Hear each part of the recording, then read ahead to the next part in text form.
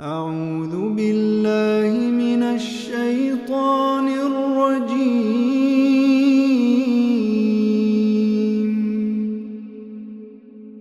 بسم الله الرحمن الرحيم.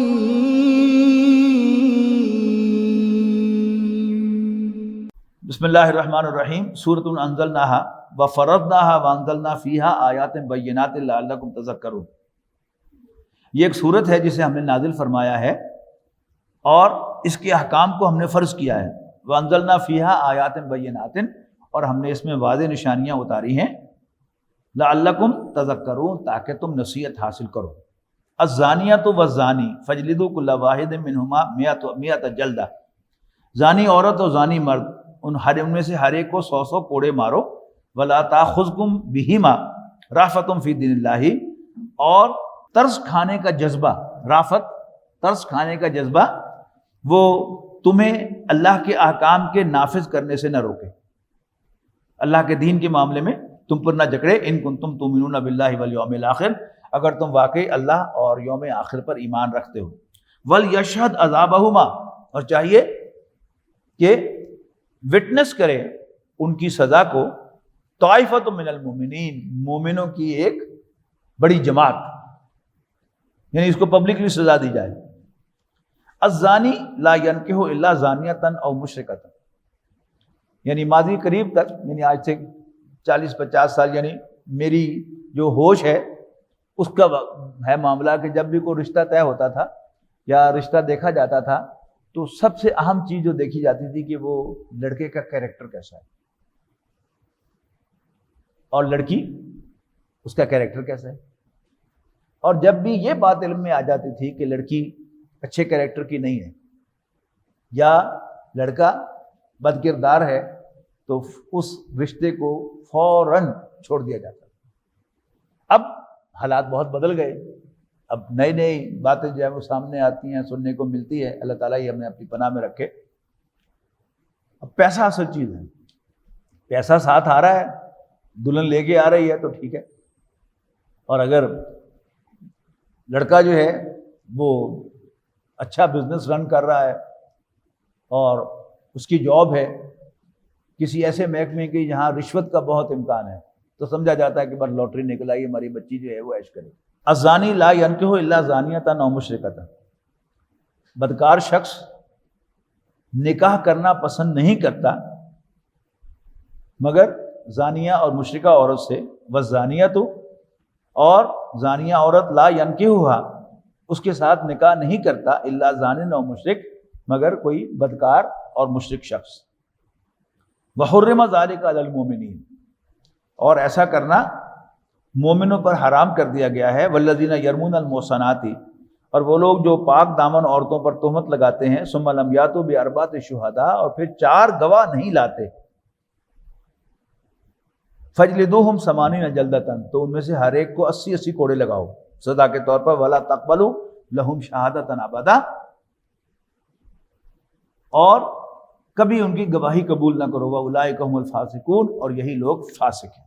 الا الذین تابوا من بعد ذلک، سوائے ان کے جو بعد میں توبہ کر لیں، واصلحوا، اور اپنی اصلاح کر لیں. فإن اللہ غفور الرحیم، تو اللہ تعالیٰ بخشنے والا رحم فرمانے والا ہے.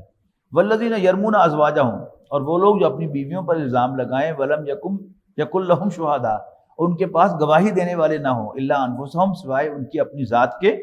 فشہادۃ احدہم، یعنی گھر کے اندر کوئی شخص جو ہے اپنی بیوی کو بدکاری کرتے ہوئے دیکھے تو وہ اب گواہ تلاش کرنے کے لیے نہیں جائے گا کہ آؤ میں تم کو بھی دکھاؤں. اور دوسری بات یہ ہے کہ یہ ساری جو حدیں ہیں، خاص طور پر بدکاری کی جو حد ہے، اس کے بارے میں بہت زیادہ ہمارے ہاں لا علمی ہے. یہ ہمارے جو سیکولر دانشور ہیں انہوں نے اس کے بارے میں بہت جو ہے وہ ڈس انفارمیشن جو ہے وہ عام لوگوں کے ذہنوں میں ڈالی ہوئی ہے. 4 گواہ ایسے چاہیے کہ جو یہ گواہی دیں کہ ہم نے اپنی آنکھوں سے پینیٹریشن دیکھی ہے. صرف یہ کہ وہ ایک علیحدہ کمرے میں تھے یا ہم نے دیکھا تھا انہیں کپڑے بھی اتارے ہوئے تھے، اس پر کیپٹل پنشمنٹ نہیں ہو سکتی. اچھا، اب یہ کیسے ہو سکتا ہے؟ یہ اسی صورت میں ہوگا کہ کوئی شخص جو ہے وہ اتنا زیادہ دلیر ہو جائے، اتنا زیادہ عادی ہو جائے، اس گناہ کا اتنا رسیا ہو جائے کہ وہ کنڈا لگانا بھی پسند نہ کرے. پھر جا کر ممکن ہے کہ 4 اشخاص 4 مرد اس کو اس حال میں دیکھیں کہ جب اس نے باقاعدہ وہ پینیٹریشن کی ہوئی ہے، اس کے بغیر جو ہے وہ پھر گواہی شمار نہیں۔ اب ایسی میں ایک سچویشن ہے کہ کسی شخص نے اپنی بیوی کو اس حال میں دیکھا، اب وہ اس کے لیے ایک پروویژن ہے کہ وہ 4 گواہ تو نہیں لا سکتا، کہ وہ خود جو ہے وہ پھر 4 دفعہ قسم کھائے۔ اس کی تفصیل آ رہی ہے، والذین یرمون ازواجہم، جو اپنی بیویوں پر تہمت لگائیں، لم یکن لہم شہداء، جبکہ ان کے پاس گواہ نہ ہوں، الا انفسہم، سوائے ان کی اپنی ذات کے، فشہادۃ احدہم، تو گواہی ان میں سے ہر ایک کی یہ ہے کہ 4 دفعہ وہ اللہ کی قسم کھائے، انہ لمن الصادقین، کہ وہ سچا ہے، قسم کھا کر کہے کہ میں جو بات کہہ رہا ہوں میں سچ کہہ رہا ہوں، خدا کی قسم میں سچ کہہ رہا ہوں، خدا کی قسم میں سچ کہہ رہا ہوں، یوں کہ 4 دفعہ اللہ کی قسم کھائے، اور آخر میں کہے والخامسۃ، پھر 5ویں دفعہ کہے ان لعنت اللہ علیہ ان کان من الکاذبین، اگر وہ جھوٹا ہو تو اللہ کی اس پر لعنت ہو، ویدرأ عنہا العذاب، اور اس سے اس عورت سے عذاب ٹل جائے گا۔ یعنی اس کے کیا ہے، اب عورت پر حد لگ سکتی ہے، لیکن اگر عورت کہے کہ میں نے نہیں کیا، کیونکہ یہ قسم پر معاملہ ہو رہا ہے نا، گواہی قسم سے نہیں ختم ہوتی۔ یعنی نبی اکرم صلی اللہ علیہ وسلم کا فرمان ہے کہ البینۃ علی المدعی، جو دعویٰ کرنے والا ہے ثابت کرنا اس کی ذمہ داری ہے، اور اگر وہ ثابت نہ کر سکے تو والیمین علی من انکر، اور جس پر الزام لگایا گیا ہے وہ صرف قسم کھا کر آؤٹ ہو سکتا ہے، اس سے نکل سکتا ہے اس مقدمے سے۔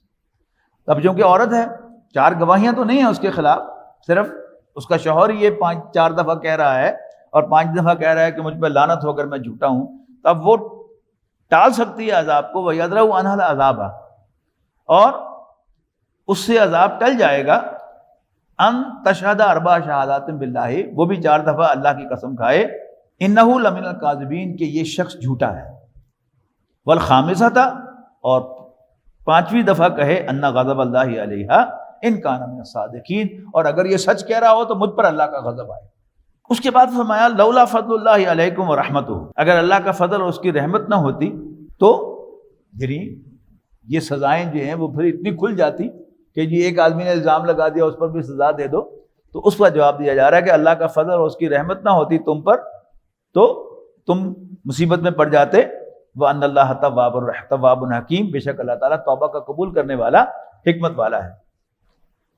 اچھا، اصلی سارا جو تقریب بن رہی ہے ان باتوں کے بیان کرنے کی وہ کیا ہے کہ غزوہ بنی مستلق یہ غزوہ تھا، اور غزوات میں نبی اکرم صلی اللہ علیہ وسلم کی ایک بیوی قرہ اندازی سے آپ کے ساتھ ہوتی تھی۔ اس سفر کے دوران حضرت عائشہ صدیقہ رضی اللہ تعالیٰ عنہ نبی اکرم صلی اللہ علیہ وسلم کے ساتھ سفر میں تھی، اور ایک جگہ پڑاؤ ڈالا، اور حضرت عائشہ رفع حاجت کے لیے اتر کر گئیں۔ طریقہ کار یہ ہوتا تھا کہ ان کا جو کجاوا تھا وہ خدام جو ہے وہ اونٹ کو بٹھا کر اس کجاوے کو نیچے رکھ دیتے تھے، پھر چلے جاتے تھے پرے، تو وہ پردے میں سے نکلتی تھیں اور باہر حاجت کے لیے چلی جاتی تھیں، اور پھر واپس آ کر اس میں بیٹھ جاتی تھیں، اور جب کوچ کرتی تھی فوج تو پھر خدام جو ہے اس کجاوے کو اونٹ کے اوپر رکھ کر باندھ دیتے تھے اور پھر آگے چل جاتے۔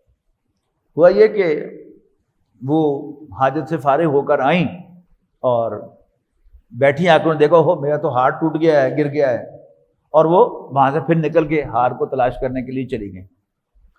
پیچھے سے کوچ کا اعلان ہو گیا، اور جو خدام تھے، ظاہر 4 آدمی پکڑنے والا ہوں اور ایک ہلکی پھلکی عورت ہو تو اس کا اندازہ نہیں ہوتا کہ وہ ظاہر پردہ اٹھا کے تو کسی نے دیکھنا نہیں تھا، اور یہ بھی ایک انسلٹ کی بات ہے کہ خاتون اول سے پوچھا جائے کہ تسی آ جاؤ اندر، یعنی انہوں نے اٹھایا، کجاوا رکھ دیا، باندھ دیا اور چل پڑے۔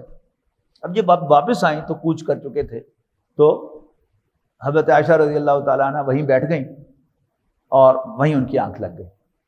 تو پیچھے پیچھے سے ایک جو تھا، ایسی 1-2 صحابہ کی ڈیوٹی ہوتی تھی کہ وہ پیچھے پیچھے چلتے تھے، اور دن چڑھے پھر وہ آتے تھے اور کوئی گڑی پڑی چیز جو تھی وہ اٹھا کے لے کے آتے تھے۔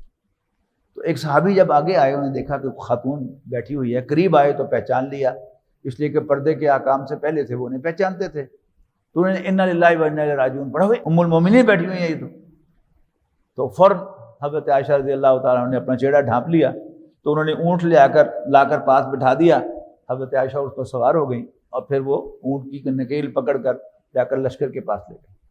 اس سفر میں عبداللہ ابن ابی بھی ساتھ تھا، منافقوں کا سردار، اس نے موقع غنیمت جانا تو اس نے کہا خدا کی قسم اللہ کے رسول کی بیوی آج بچ کر نہیں آئی۔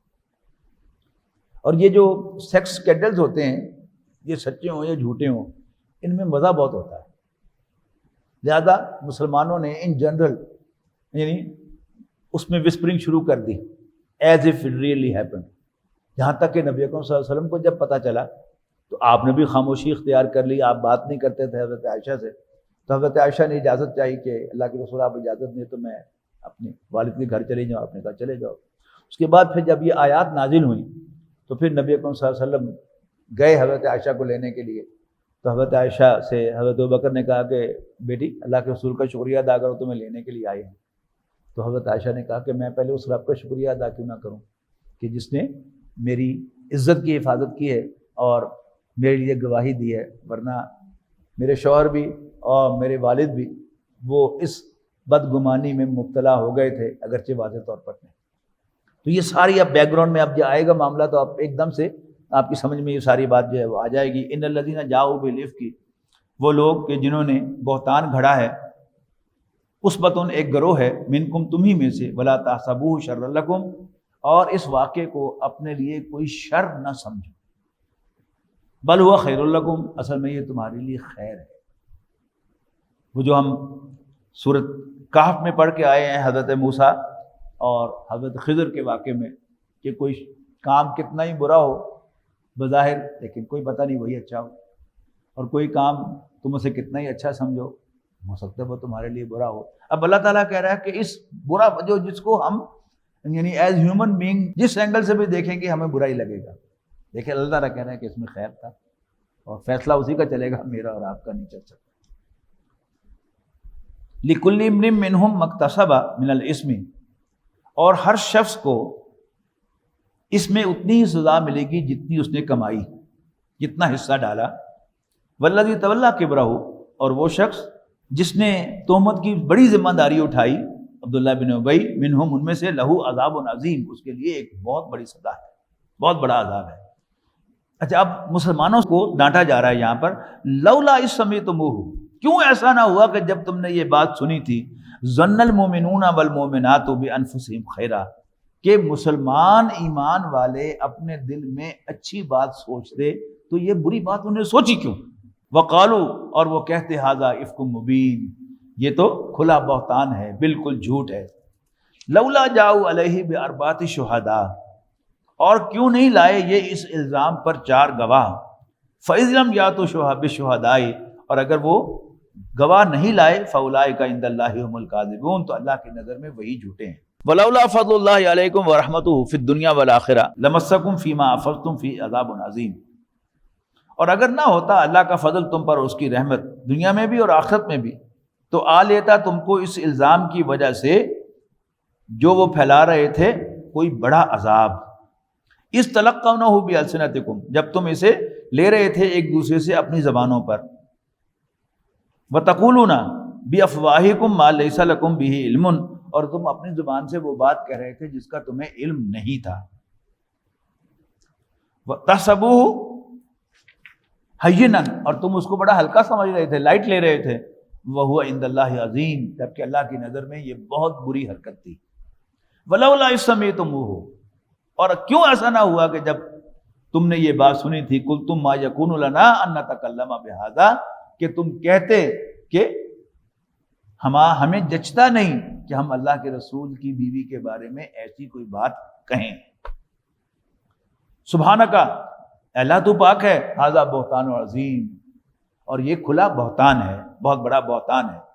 یعظکم اللہ ان تعودوا لمثلہ ابدا، اللہ تعالیٰ تمہیں نصیحت کرتا ہے کہ پھر کبھی ایسی بات نہ دہرانا۔ ان کنتم مومنین، اگر تم مومن ہو، ویبین اللہ لکم الآیات، اللہ تعالیٰ واضح کرتا ہے تمہارے لیے آیات، واللہ علیم حکیم، اور اللہ تعالیٰ جاننے والا حکمت والا ہے۔ ان الذین یحبون ان تشیع الفاحشۃ فی الذین آمنوا، بے شک وہ لوگ جو مسلمانوں کے اندر بے حیائی پھیلانا چاہتے ہیں، لہم عذاب علیم فی الدنیا والآخرہ، ان کے لیے دنیا میں بھی اور آخرت میں بھی ایک دردناک عذاب ہے۔ واللہ یعلم وانتم لا تعلمون، اللہ تعالیٰ تو جانتا ہے لیکن تم نہیں جانتے۔ ولولا فضل اللہ علیکم ورحمتہ، اور اگر اللہ کا فضل اور اس کی عنایت مہربانی تم پر نہ ہوتی تو تم عذاب میں مبتلا ہوتے۔ وان اللہ رؤوف الرحیم، لیکن اللہ تعالیٰ شفقت اور مہربانی فرمانے والا ہے۔ یا ایھا الذین آمنوا لا تتبعوا خطوات الشیطان، اے ایمان والو شیطان کے نقش قدم پر نہ چلنا۔ ومن یتبع خطوات الشیطان، اور جو شیطان کے نقش قدم پر چلے گا فإنہ یأمر بالفحشاء والمنکر، تو بے شک شیطان تو بے حیائی اور برائی ہی کو پروموٹ کرتا ہے۔ ولولا فضل اللہ علیکم ورحمتہ، اور اگر نہ ہوتا اللہ کا فضل تم پر اور اس کی رحمت، ما زکا منکم من احد ابدا، تو نہ پاک ہو سکتا تم میں سے کوئی ایک کبھی بھی۔ لیکن اللہ یزکی من یشاء، ہاں اللہ تعالیٰ جس کو چاہتا ہے پاک کرتا ہے۔ واللہ سمیع علیم، اللہ تعالیٰ سننے والا جاننے والا ہے۔ ولا یاتلی اولو الفضل منکم، اور نہ قسم کھائیں وہ لوگ جو تم میں سے فضل والے ہیں، صاحب فضل جن پر اللہ تعالیٰ نے فضل فرمایا ہوا ہے، یعنی کھاتے پیتے لوگ۔ ہوا کیا کہ ہمارے لیے حضرت عائشہ رضی اللہ تعالیٰ عنہ ام المومنین ہیں، لیکن حضرت ابوبکر صدیق کا ایک بھانجا تھا جس پر حضرت ابوبکر صدیق کے بڑے احسانات تھے، بڑی اس کی ہیلپ کی ہوئی تھی۔ اس کے لیے حضرت عائشہ واز جسٹ ہز کزن، لہذا اس نے بڑی ہی بے احتیاطی سے کام لیا اور اس بات کو، اس جھوٹے الزام کو پروموٹ کرنے میں بڑا پیش تھا۔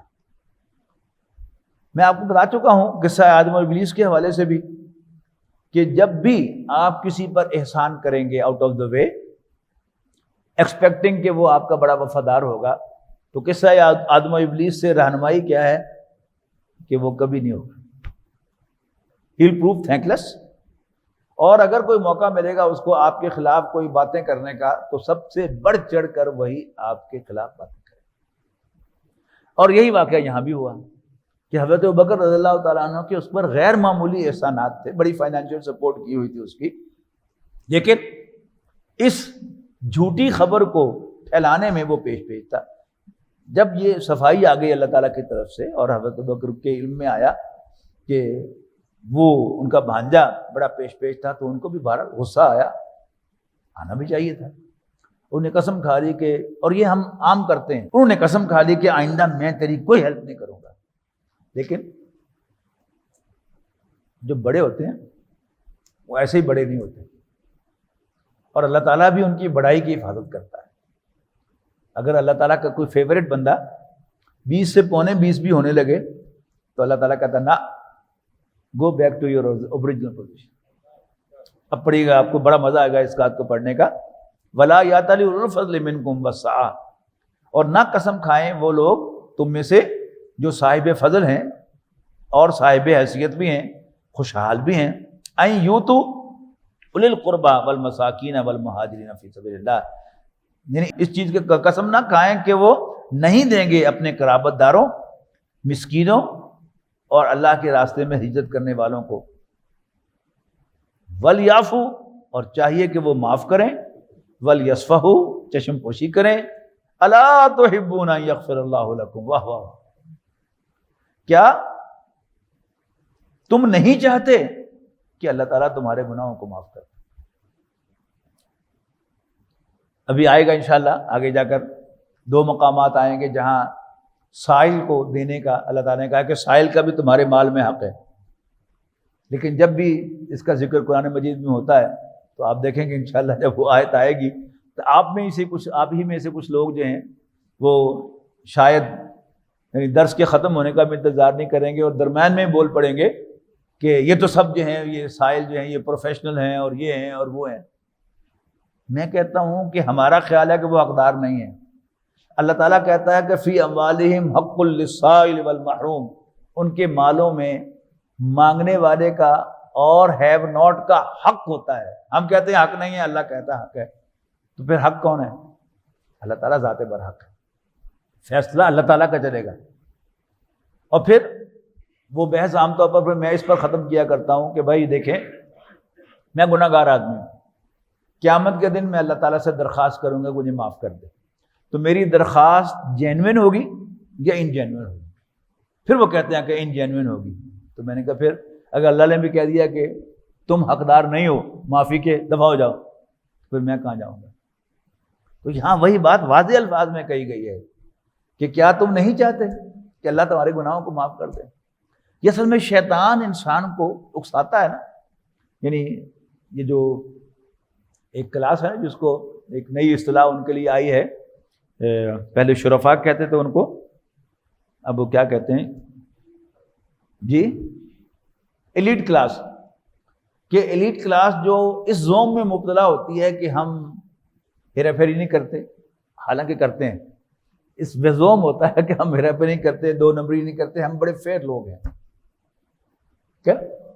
تو اب لیکن اپنے گریبان میں جھانکیں گے تو ان کو پتہ چلے گا کہ دے آر ناٹ فیئر، وہ دو نمبری بھی کرتے ہیں، کئی ایسے گناہ ہوں گے کہ جو کسی کو پتہ نہیں ہوگا، لیکن دے مسٹ نو کہ وہ کون ہیں، کیا کر رہے ہیں۔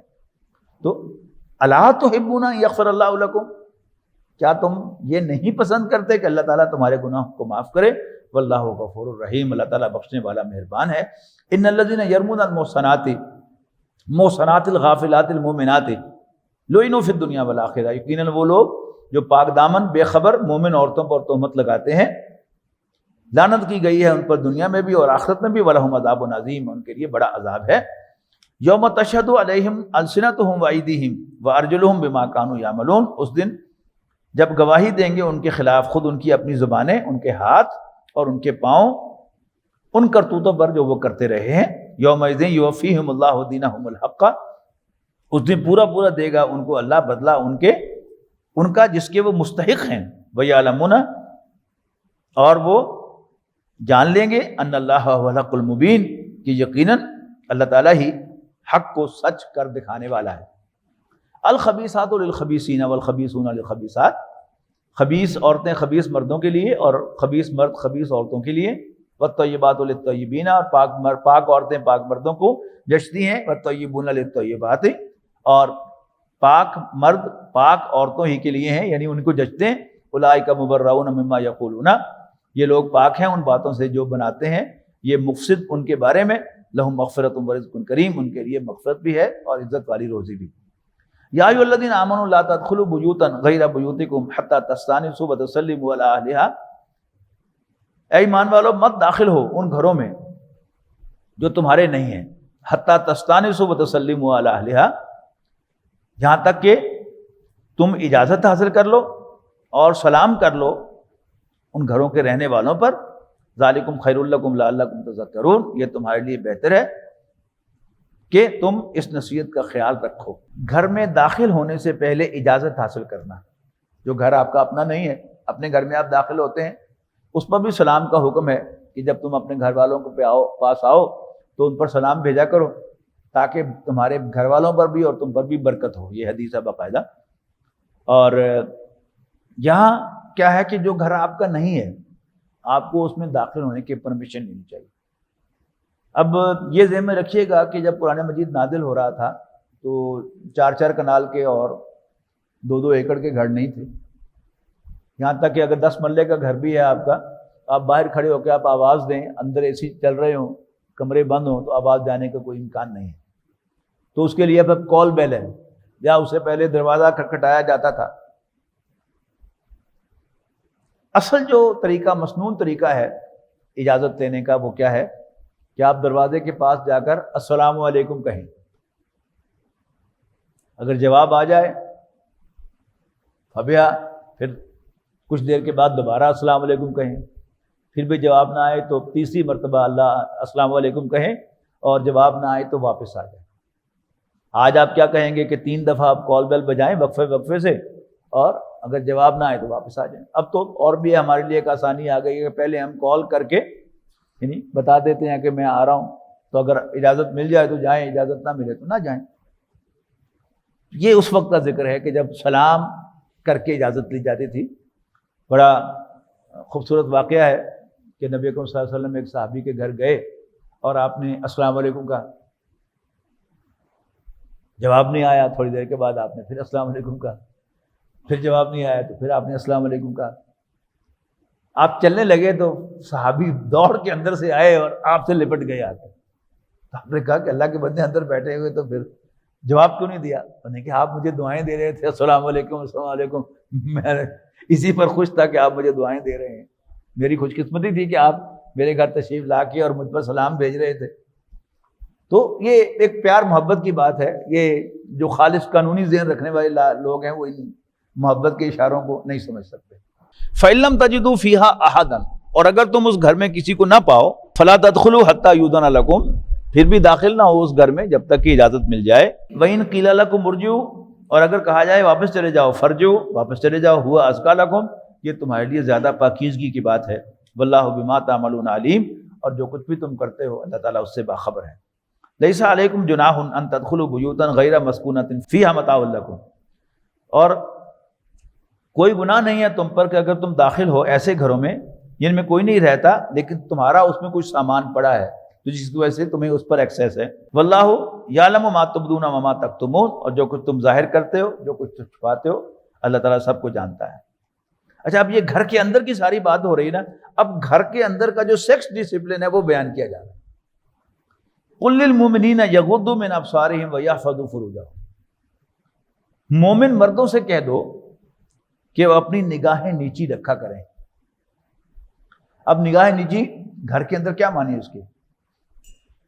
گھر کے اندر جو خاتون خانہ کام کر رہی ہے، آپ کی بیوی تو ہو ہی سکتی ہے، آپ کی والدہ بھی ہو سکتی ہے، آپ کی بیٹی بھی ہو سکتی ہے، بہن بھی ہو سکتی ہے، اور گھر کا کام کرتے ہوئے پوری طرح اپنے آپ کو لپیٹ کر نہیں رکھا جا سکتا. گھر کا کام کا کاج کرتے ہوئے، آٹا گوندتے ہوئے، برتن دھوتے ہوئے اس کو بازو چڑھانے پڑیں گے. پھر کام کرتے ہوئے بے شک اس نے دوپٹہ لیا ہوا ہو لیکن وہ کام کرتے ہوئے جھکے گی تو اس کا گریبان کھلے گا. اور یہ عورت کا گریبان جو ہے یہ اللہ تعالیٰ نے مرد کا بہت بڑا امتحان رکھا ہے. اگر ماں اور بیٹی کا بھی گریبان کھلا نظر آئے گا تو مرد کی نیچر کیا ہے کہ he will tend to stare at it، اس میں ٹینڈنسی ہوگی کہ وہاں بھی جھانکے. شعوری طور پر وہاں سے ہٹائے گا تب ہٹے گی نظر، ورنہ جائے گی. تو یہ کیا ہے؟ یغضوا من ابصارہم، اپنی نگاہیں نیچی رکھیں. ویحفظوا فروجہم، اور اپنی شرمگاہوں کی حفاظت کریں. مرد کی جو سطر ہے مرد کا وہ گھٹنے سے لے کر ناف تک ہے، یا ناف سے لے کر گھٹنے تک ہے. یعنی یہ حصے جو ہیں یہ ہر وقت ڈھانپ کے رکھنے کے ہیں. یہ صرف بیوی کے سامنے کھولے جا سکتے ہیں، اپنی محرم بیٹی یہاں تک کہ بیٹے کے سامنے بھی بلا ضرورت کھولنا کی کوئی ضرورت نہیں ہے. یہ میڈیکل ٹریٹمنٹ کے لیے کھولنے کی اجازت ہے، یا کوئی عدالتی وٹنس وغیرہ ہو تو اس کے لیے اس کا کھولا جا سکتا ہے، ورنہ یہ نہیں کھولا جا سکتا. وَيَحْفَظُوا فُرُوجَهُمْ، تو انسان ایسا لباس پہنے کہ وہ ساتر ہو. اس نے تہبند باندھی ہوئی ہے تو اس کا خیال رکھے کہ ایسا نہیں ہے کہ اس کو پتہ ہی نہ ہو کہ تہبند کہاں جا رہی ہے. اور اگر اس نے نکر پہنی ہوئی تو ویسے ہی سطر ننگا ہو رہا ہے، اور شلوار پہنی ہوئی ہے تو پھر وہ ناف سے نیچے تک جا رہی ہے، اس کا جو نالا ہے نیچے جا رہا ہے اور اس کا ناف سے نیچے کا حصہ جو ہے وہ نظر آ رہا ہے. یہ سب کیا ہے؟ یہ دین کے جو اصول ہیں، رہنمائی ہے، اس کے خلاف ہے. تو قل للمؤمنین، مومن مردوں سے کہہ دو یا یغضوا ابصار من ابصارہم، اپنے نگاہوں کو نیچے رکھیں. وَيَحْفَظُوا فُرُوجَهُمْ، اور اپنی شرمگاہوں کی حفاظت کریں. ذَلِكَ أَزْكَىٰ لَهُمْ، یہ ان کے لیے زیادہ پاکیزگی کی بات ہے. إِنَّ اللَّهَ خَبِيرٌ بِمَا يَصْنَعُونَ، بے شک جو کچھ بھی وہ کر رہے ہیں اللہ تعالیٰ اس سے باخبر ہے. وَقُلْ لِلْمُؤْمِنَاتِ، اور مومن عورتوں سے بھی کہہ دو يَغْضُضْنَ مِنْ أَبْصَارِهِنَّ، کہ اپنی نگاہیں نیچے رکھا کریں. ان کے بیٹوں، ان کے بھائیوں، ان کے والدوں، یا جو بھی گھر کے اندر اور لوگ ہیں، if at all کہیں ان کا سطر ننگا ہو ہی جائے. یعنی آپ لباس جو ہیں وہ مناسب پہنتے ہیں لیکن کبھی گھر میں انسان بیٹھا ہے ریلیکس ہوتا ہے نا، فارمل نہیں ہوتا، تو کبھی انسان کا سطر جو ہے وہ ننگا ہو سکتا ہے. تو پھر عورتوں سے کہا گیا ہے، مسلمان عورتوں سے، کہ وہ اپنی نگاہیں نیچے رکھیں. وَيَحْفَظْنَ فُرُوجَهُنَّ، اور اپنی شرمگاہوں کی حفاظت کریں، وَلَا يُبْدِينَ زِينَتَهُنَّ، اور اپنی زینت کو ظاہر نہ کریں۔ اب یہاں یہ نہیں کہا کہ اپنی شرمگاہ کو ظاہر نہ کریں، اپنی زینت کو ظاہر نہ کریں۔ زینت اٹریکشن ہے، ان پرنسپل تو عورت کا پورا جسم ہی مرد کے لیے اٹریکشن ہے، لیکن خاص طور پر اس میں جس کا میں نے ابھی ذکر کیا، عورت کی چھاتی جو ہے وہ مرد کے لیے اللہ تعالیٰ نے بہت بڑا امتحان بنایا ہے، وہ بہت بڑی اٹریکشن ہے۔ اس کو یحفظن فروجہن ولا یبدین زینتہن، اور اپنی زینت کو ظاہر نہ ہونے دیں۔ اب عورت نے اگر اپنی اس زینت کو ڈھانپ بھی لیا ہے تو بھی بہرحال گھر کے اندر رہتے ہوئے اس کا امکان ہے کہ کبھی پلو جو ہے وہ نیچے گر جائے گا، اور کبھی بچے کو دودھ پلاتے ہوئے بے شک وہ احتیاط بھی کرے، اس کو احتیاط کرنی ہے کہ اس نے حد الوسع اس کو یعنی کسی بھی طرح اس کو ایکسپوز نہیں ہونے دینا کہ بچے کو چادر کے اندر لے کر پھر وہ اپنا قمیض اٹھائے اور اس کو دودھ پلائے۔ اس کی ساری احتیاطوں کے باوجود اس میں امکان ہے کہ جن سے مرد کو منع کیا گیا کہ تم اپنی نگاہیں نیچی رکھو، نظر پڑ بھی جائے تو نظر وہاں سے ہٹا لو، نیچی کر لو۔ اب یہاں کہا جا رہا ہے کہ خاص طور پر اس کی حفاظت کریں، الا ما ظہر منہا، سوائے اس کے کہ جس کا ظاہر ہونا ناگزیر ہو۔ اگر چادر دوپٹہ لیا بھی ہوا ہے پھر بھی ظاہر بات ہے کہ وہ جسم انسان کا، عورت کا نمایاں ہوتا ہے، اس پر نظر پڑتی ہے۔ وَلْيَضْرِبْنَ، اسی کی مزید وضاحت، وَلْيَضْرِبْنَ بِخُمُرِهِنَّ عَلَىٰ جُيُوبِهِنَّ، اور اس کے لیے ایک اضافی توبہ کیا ہے کہ انہیں چاہیے کہ وہ اپنا دوپٹہ، اپنی اوڑھنی وہ اپنے گریبانوں پر ڈال کے رکھیں۔ وَلَا يُبْدِينَ زِينَتَهُنَّ، اور اپنی زینت کو ظاہر نہ ہونے دیں، إِلَّا لِبُعُولَتِهِنَّ، مگر اپنے شوہروں پر، او آبائہن، یا اپنے باپوں پر، او آبائی بولتہن، یا اپنے سسروں پر، او آبائہن او آبائی بولتہن، او ابنائہن، اپنے بیٹوں پر، او ابنائی بولتہن، یا اپنے شوہروں کے بیٹوں پر، او اخوانہن، اپنے بھائیوں پر، او بنی اخوانہن، یا اپنے بھتیجوں پر، او بنی اخواتہن، یا اپنے بھانجوں پر، او نسائہن، یا اپنی عورتوں پر۔ عام بازاری عورتوں پر جو ہے وہ عورتوں کو اجازت نہیں ہے کہ وہ اپنی زینت کھولیں۔ ملک امین احمد خان سابق گورنر مغربی پاکستان، تو وہ نواب کالا باغ تھے، تو اسکندر مرزا جو صدر تھے پاکستان کے، تو انہوں نے کالا باغ دریائے سندھ کے اس طرف ہے، اور ادھر جو ہے وہ داؤد خیل ہے۔ تو داؤد خیل میں سکندر آباد انہوں نے بنایا تھا، ایک انڈسٹریل ایریا بنایا تھا جہاں میپل لیف سیمنٹ کی فیکٹری بھی ہے اور پینسلین فیکٹری ہے بڑی پرانی۔ تو وہاں انہوں نے جا کر خواہش ظاہر کی، اس کی بیوی نے، ظاہر ہے کہ وہ گوری تھی، تو اس نے خواہش ظاہر کی ملک امیر محمد خان کی بیوی سے ملنے کی، تو انہیں ملنے سے انکار کر دیا تھا کہ ہم اپنی عورتوں سے ملتے ہیں اور غیر عورتوں سے ہم نہیں ملتے۔ اور پھر جب عورت سمجھتی ہے کہ بس یہ تو عورت ہی ہے، پھر سے بہت سے فتنے بھی مبتلا ہوتے ہیں گھروں کے اندر۔ جب کوئی بدکماش قسم کی عورتیں داخل ہو جاتی ہیں تو پھر بہت سے فتنے اور فساد وہ پیدا کرتی ہیں۔ او نسائہن او ما ملکت ایمانہن، یا اپنے غلاموں پر، او التابعین غیر اولی الاربۃ، یا ان خادموں پر جن کے بارے میں انہیں یقین ہو کہ ان کو عورتوں سے اب کوئی خواہش نہیں ہے، یعنی بوڑھے خادم، من الرجال، مردوں میں سے، او الطفل الذین لم یظہروا علی عورات النساء، اور ایسے لڑکے کہ جن پر ابھی عورت کے جو راز ہیں وہ کھلے نہ ہو۔ اور آج کے اس دور میں، انٹرنیٹ کے دور میں، میں نہیں سمجھتا کوئی بچہ ایسا ہوگا کہ جس کو عورت کے وہ راز معلوم نہ ہو۔ ولا یضربن بارجلہن لیعلم ما یخفین من زینتہن، پھر وہی لفظ زینت آ رہا ہے، اور وہ زمین پر چلتے ہوئے زمین پر پاؤں ایسے نہ ماریں کہ جس سے ان کا جسم چھلکے۔ یعنی عام طور پر مفسرین نے یہاں پر کہا یہ پازیب پہنی ہوئی نہ ہو، اس کا شور نہ ہو، تو پازیب پہننے کی ضرورت کیا ہے کہ اس کا گھر کے اندر بھی اس کی آواز نہیں آنی۔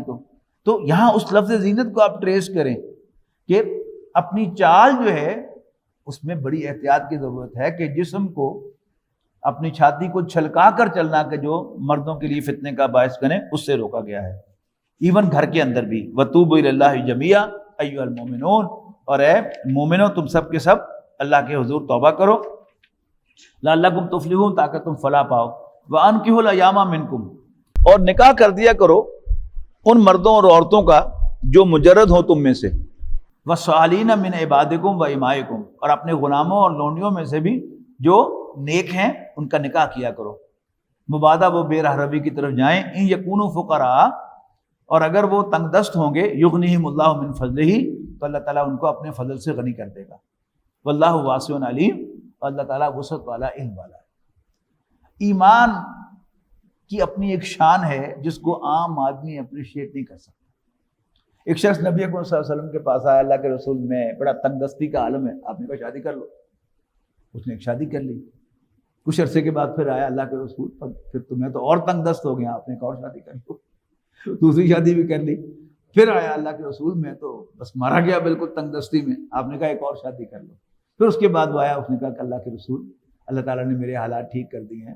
تو نبی اکرم صلی اللہ علیہ وسلم کو چونکہ اللہ کے کلام پر یقین تھا، لہٰذا آپ کہتے رہے کہ اور شادی کر لو، اور شادی کر لو۔ اب یہ ہماری سمجھ میں آنے والی باتیں نہیں ہیں، لیکن جب ہمیں بھی اللہ تعالیٰ ایمان کی دولت عطا فرمائے گا، اللہ کے کلام پر یقین، قرآن مجید کے کلام اللہ ہونے پر یقین کہ یہ سچا کلام ہے، اس میں جو بات کہی گئی ہے درست ہے، تو پھر یہ باتیں ہماری سمجھ میں آئیں گی۔ اللہ تعالیٰ ہمیں اس کا اہل بنائے۔ وَلْيَسْتَعْفِفِ الَّذِينَ لَا يَجِدُونَ نِكَاحًا، اور چاہیے کہ پاک دامن رہیں وہ لوگ، روکے رکھیں اپنے آپ کو جو نکاح کی قدرت نہیں رکھتے، حتیٰ یغنیہم اللہ من فضلہ، یہاں تک کہ اللہ تعالیٰ انہیں اپنے فضل سے غنی کر دے۔ والذین یبتغون الکتاب، مکاتبت کہتے ہیں کہ کوئی آپ کا غلام ہے، وہ آپ کے ساتھ کوئی ڈیل کرتا ہے کہ اگر میں آپ کو اتنے پیسے دے دوں تو آپ مجھے آزاد کر دیں گے۔ تو یہاں انکریج کیا جا رہا ہے کہ کوئی اگر تمہارا غلام یا لونڈی مکاتبت کی پیشکش کرے تو do for it, go for it. اور یہاں تک فرمایا گیا، آگے دیکھیے گا، والذین یبتغون الکتاب مما ملکت ایمانکم فکاتبوہم، تو ان کے ساتھ مکاتبت کر لو، ان علمتم فیہم خیرا، اگر تم ان میں بھلائی پاؤ، وآتوہم من مال اللہ الذی آتاکم، اور اپنے اس مال میں سے بھی ان کو دو جو اللہ نے تمہیں دیا ہے۔ یعنی کسی اپنے غلام کو مکاتبت کے لیے اپنی زکوٰۃ دینا، یہ بھی کیا ہے، اس کی بھی یہاں پر اجازت دی جا رہی ہے، بلکہ حکم دیا جا رہا ہے۔ وآتوہم، انہیں دو، من مال اللہ الذی آتاکم، اس مال میں سے جو اللہ نے تمہیں عطا کیا ہے۔ ولا تکرہوا فتیاتکم علی البغاء، اور اپنی لونیوں کو بدکاری پر مجبور نہ کرو۔ ان اردنا تحسنا، اگر وہ پاک دامن رہنا چاہتی ہیں، لتبتغوا عرض الحیات الدنیا، دنیا کا فائدہ حاصل کرنے کے لیے، ومن یکرہن، اور جو کوئی ان کو مجبور کرے گا، فإن اللہ من بعد اکراہہن غفور الرحیم، تو اس زبردستی کے بعد اللہ تعالیٰ ان کے ساتھ مغفرت اور مہربانی کا معاملہ فرمائے گا۔ یعنی سارا گناہ جو ہے وہ مالک پر آئے گا، مجبور جو لونڈی ہوگی اس میں ملوث ہوگی تو پھر اللہ تعالیٰ اس کے ساتھ مغفرت کا معاملہ فرمائے گا۔ وَلَقَدْ أَنزَلْنَا إِلَيْكُمْ آيَاتٍ مُبَيِّنَاتٍ، اور ہم نے نازل کی ہیں تم پر واضح کرنے والی آیات۔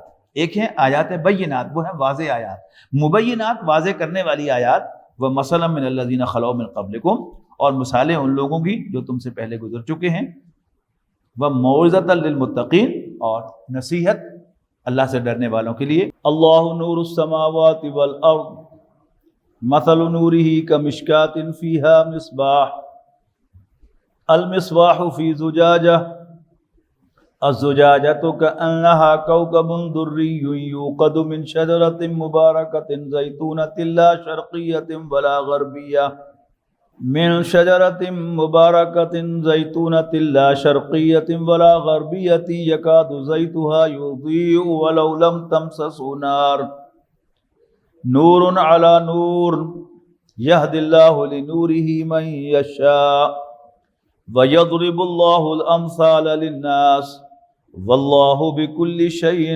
علیم۔ قرآن مجید کے مشکل ترین مقامات میں سے یہ ایک مقام ہے جس میں انسان کے اس سافٹ دل کی پوری تصویر کشی کی گئی ہے اور سمجھانے کی کوشش کی گئی ہے کہ ہدایت قبول کرنے والوں کی دل کی کیفیت کیا ہوتی ہے اور ہدایت کو ریجیکٹ کرنے والوں کے دل کی کیفیت کیا ہوتی ہے۔ ایک مثال سے سمجھایا گیا ہے، فرمایا اعوذ باللہ من الشیطان الرجیم، اللہ نور السماوات والارض، اللہ آسمانوں اور زمین کی روشنی ہے۔ محتاط مترجمین نے اس میں یوں ترجمہ کیا ہے کہ اللہ تعالیٰ آسمانوں اور زمین یعنی اس کائنات کے لیے ایسے ہے جیسے روشنی کی مانند ہے، اس لیے کہ اللہ تعالیٰ نور ہے، مادہ ہے۔ what actually he is we have no idea۔ تو محتاط ترجمہ ہے کہ اللہ تعالیٰ اس کائنات کے لیے روشنی کی مانند ہے کہ اگر اللہ تعالیٰ کو مان لیا جائے تو یہ کائنات روشن ہو جاتی ہے، اور اگر اللہ تعالیٰ کا انکار کر دیا جائے تو پھر یہ کائنات اندھیر نگری ہے۔ اور اندھیر نگری ہمارے اردو محاورے میں اس کا اگلا کیا ہے؟ اندھیر نگری چوپٹ راج۔ اس کو آپ یوں سمجھیں کہ آپ کسی پہاڑی علاقے میں رات کے وقت سفر کر رہے اور آپ کی اچانک نظر پڑتی ہے کہ ڈرائیور اونگ رہا ہے، تو آپ کے لیے اسی وقت یہ کائنات اندھیری ہو جائے گی، آپ کی نیند اڑ جائے گی اور آپ موت کے منتظر ہوں گے کہ گاڑی کو ڈرائیور نہیں چلا رہا، گاڑی آپ سے آپ چل رہی ہے۔ اور آپ سے آپ کے چلنے کا مطلب کیا ہے؟ کہ سامنے کوئی کھڈا آئے یا موڑ آئے تو گاڑی نے تو چلتے رہنا ہے، تو یہ تو نہیں دیکھنا کہ میں گر جاؤں گی، یا گاڑی نے یہ تو نہیں دیکھنا کہ میرے اندر کچھ انسان بیٹھے ہوئے ہیں وہ مر جائیں گے۔